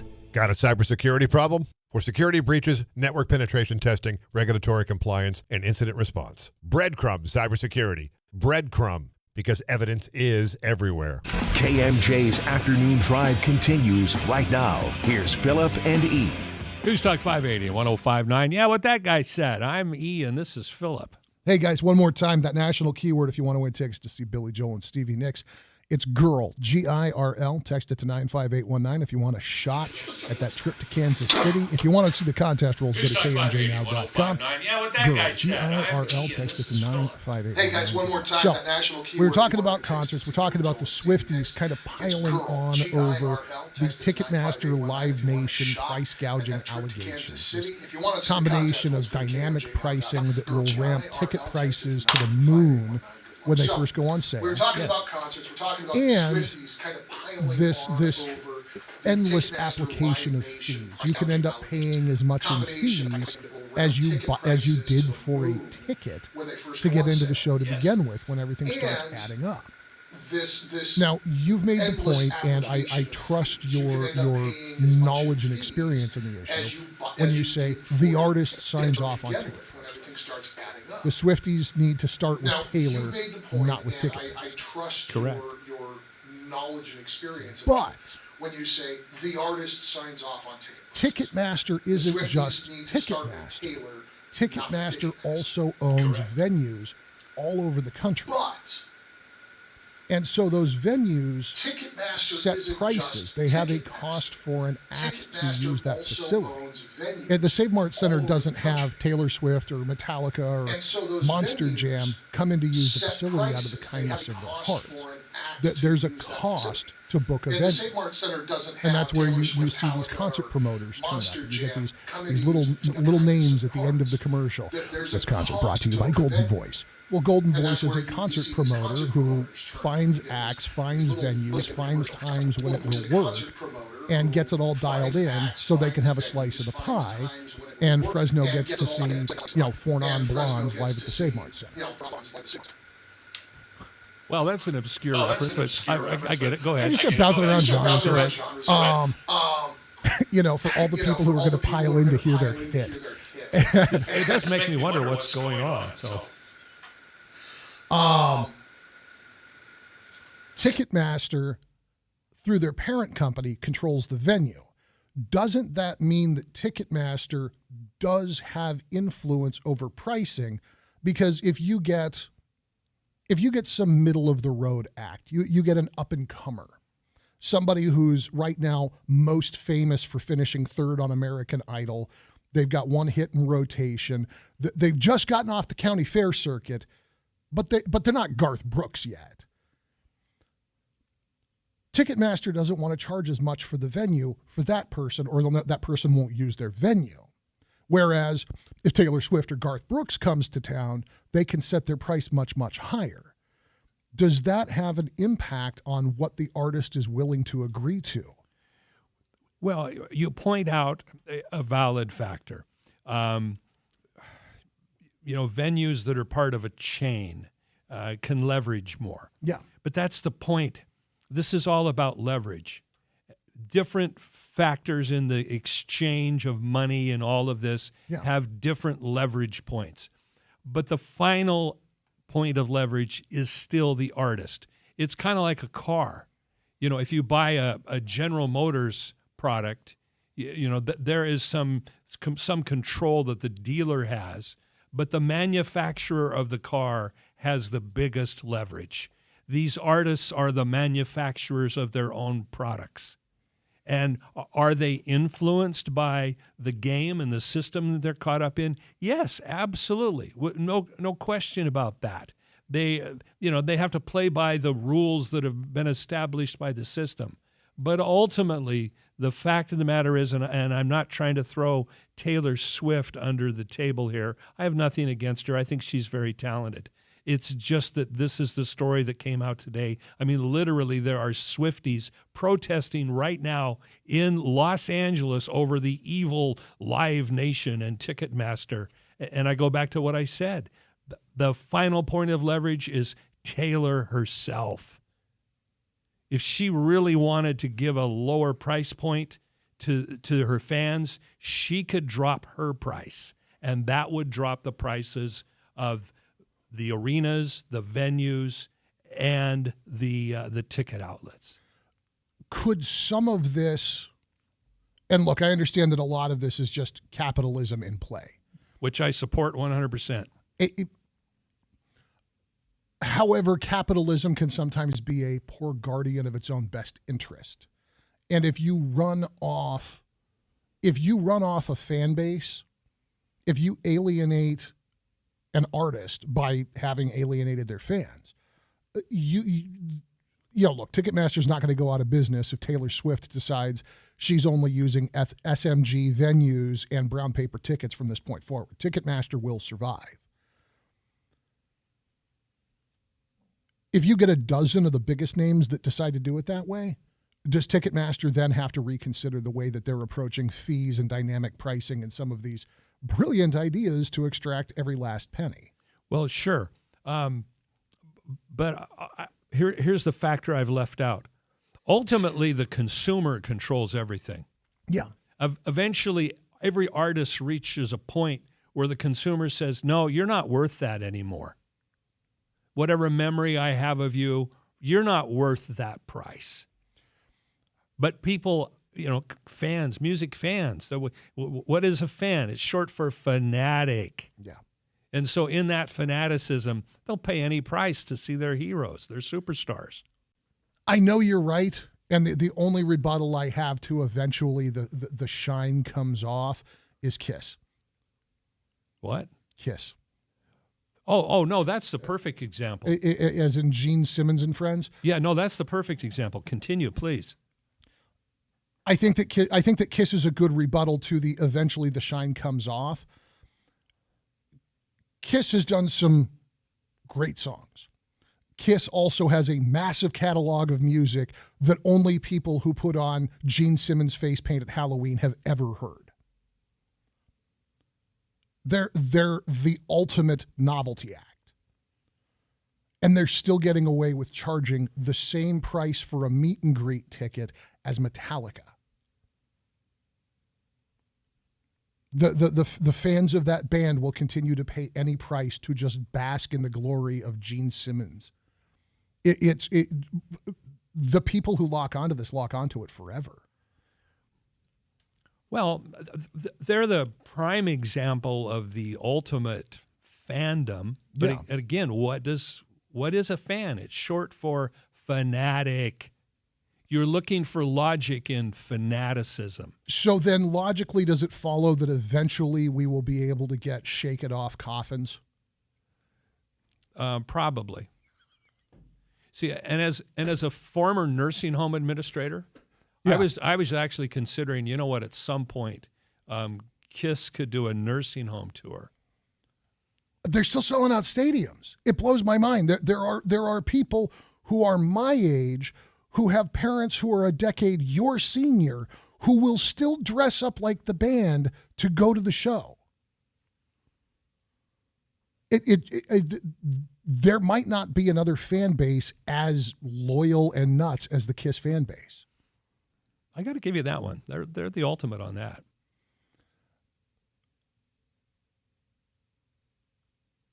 Setting aside the misguided direction of the Swifties' agitation, do you see this changing direction anytime soon? I mean, even if we start talking about the broader economy and the possibility of recession, are we going to see these prices come down? Are we going to see Ticketmaster's behavior change? Or are there still enough people that, gosh, golly, gee whiz, I'm going to get an Amex so I can get in on that pre-sale that they don't have to?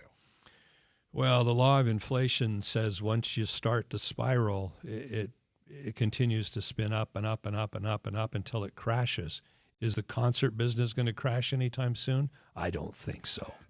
It's E. Curtis Johnson. I'm Philip Teresi. It's your afternoon drive at News Talk 580, 105.9 KMJ.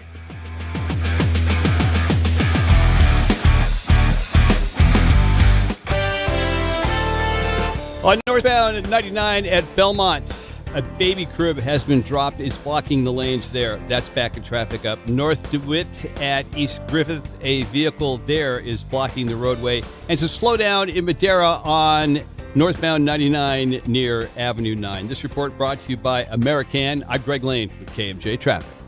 Want to change the lives of children right here in our community? Donate your vehicle, boat, or motorcycle to carsforkids.org. As a thank you, we'll send you a $50 Visa gift card. So call 866-835-5437 or visit carsforkids.org and write off the car, not the kid. Cards issued by Celtic Bank, member FDIC. Are you the decision maker in your company? Consider this. For the first time in decades, there's a better option for a corporate card and spend management platform. Meet Ramp, the only corporate card and spend management system designed to help you spend less money so you can make more.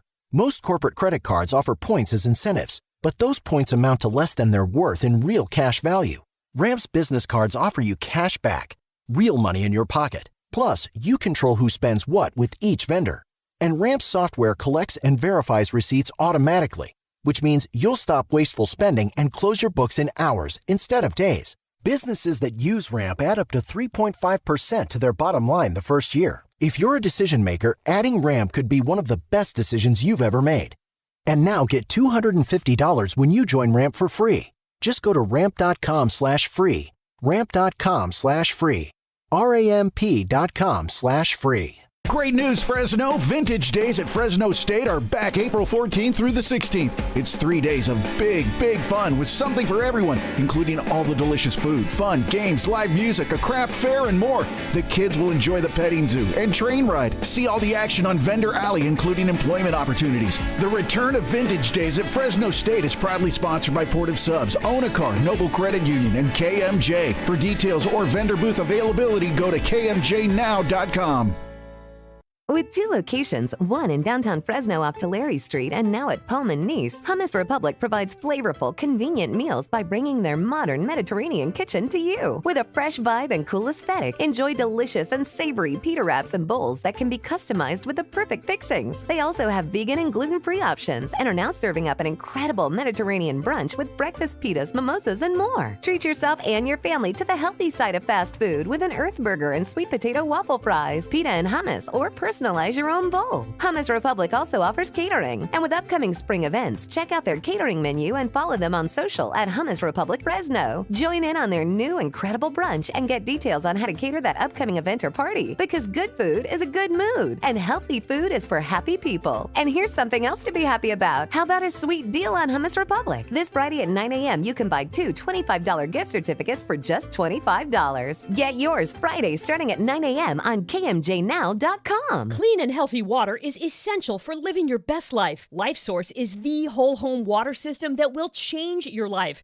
LifeSource gives you filtered and delicious water from every tap, filtering out the bad stuff and keeping the good stuff for a healthier, happier you. No maintenance needed. New customers can get a free Apapure antibacterial filter valued at $825 with qualifying purchase. Call 559-330-1850, LifeSourceWater.com. LifeSource, taste and feel the difference. Want to bring the California coast inland? This is Christina Musan. I'm not talking politics. I'm talking style. California's coastal style is casual and simple and brings the outdoors in. Let me introduce you to Solaria by Bernhardt. Simplistic, clean lines, washed by natural hues of creams and whites, which I love, combining wire-brushed oak, stone, and chiseled surfaces with metal touches. The look is uncluttered, unpretentious, and modern. And you can find this beautiful furniture at the Design Studio by Furniture City. Bernhardt is the Rolls-Royce of furniture lines, and Solaria exhibits that in an elevated and sophisticated but relaxed way. The Solaria collection covers everything from the bedroom to the dining room, living room, and even workspace. So stop by the Design Studio by Furniture City in Fresno at the corner of Blackstone and Barstow in the old Osh building, and Bakersfield and Modesto. And don't forget to take advantage of their white glove delivery and setup. KMJ, radio, streaming, social, smart speakers, on demand, online, anytime. You're always connected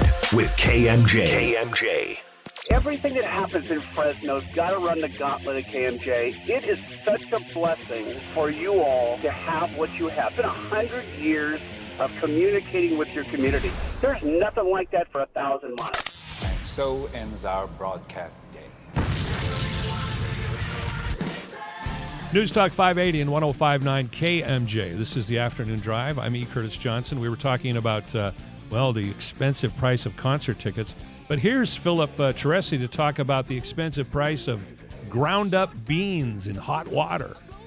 Hey, man, an addiction's an addiction. True that. So I like this story, not because I care, not because I'm going to participate, but because I know that we are now on a countdown to this being repositioned, not as a cute and kitschy mechanism to get bored housewives to spend an extra $4 on their next cup of coffee, but because it is now simply a matter of time until this is convoluted into Starbucks promoting occultism. Okay.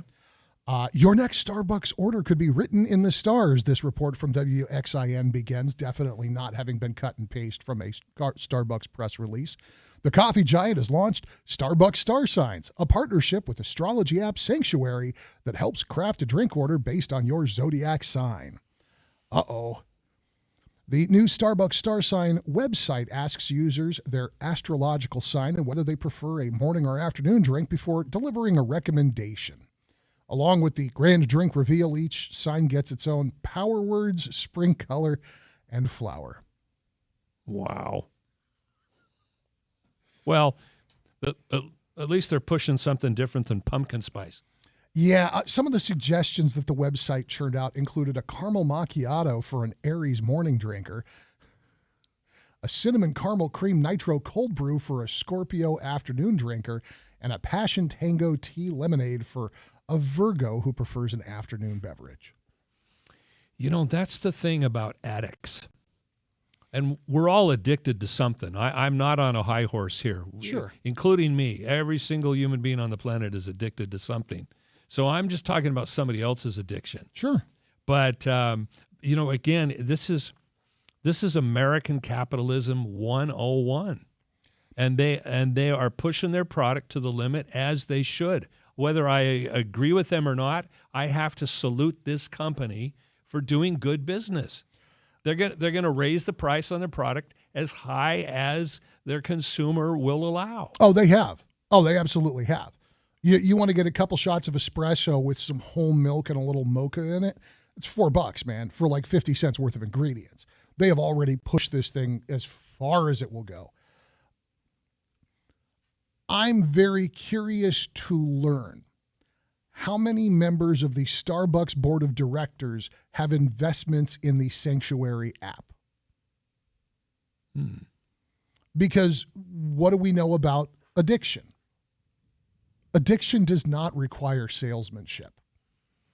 That's true. There is nobody out there telling you how awesome cocaine is, and yet people find their way to it every single day. You aren't even allowed to advertise cigarettes anymore. Remember Joe Camel and the Marlboro Man? Oh, yeah. All dead and gone. All because of cancer. People are still smoking like freight trains. Yeah, they are. Addiction doesn't require marketing. This isn't for Starbucks. This is for Sanctuary. Dang it, I hate it when you're right. This is to drive people to I want to know who's got the money in Sanctuary, because somebody threw down fat on a capital promotional campaign. I can't retort that. I cannot retort that. And again, the clock is now running until this appears on at least OANN and InfoWars as proof positive that Starbucks is promoting occultism to the American populace.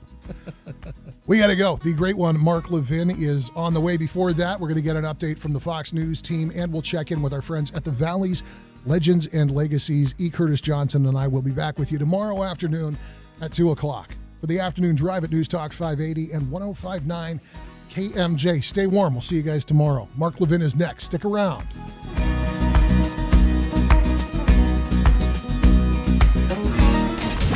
Missed part of the show? Get the Afternoon Drive podcast at KMJNow.com or by searching KMJ's Afternoon Drive in Apple Podcasts or Spotify. The Valley's Legends and Legacies are brought to you as a public service by the family of Bill Tatham Sr.,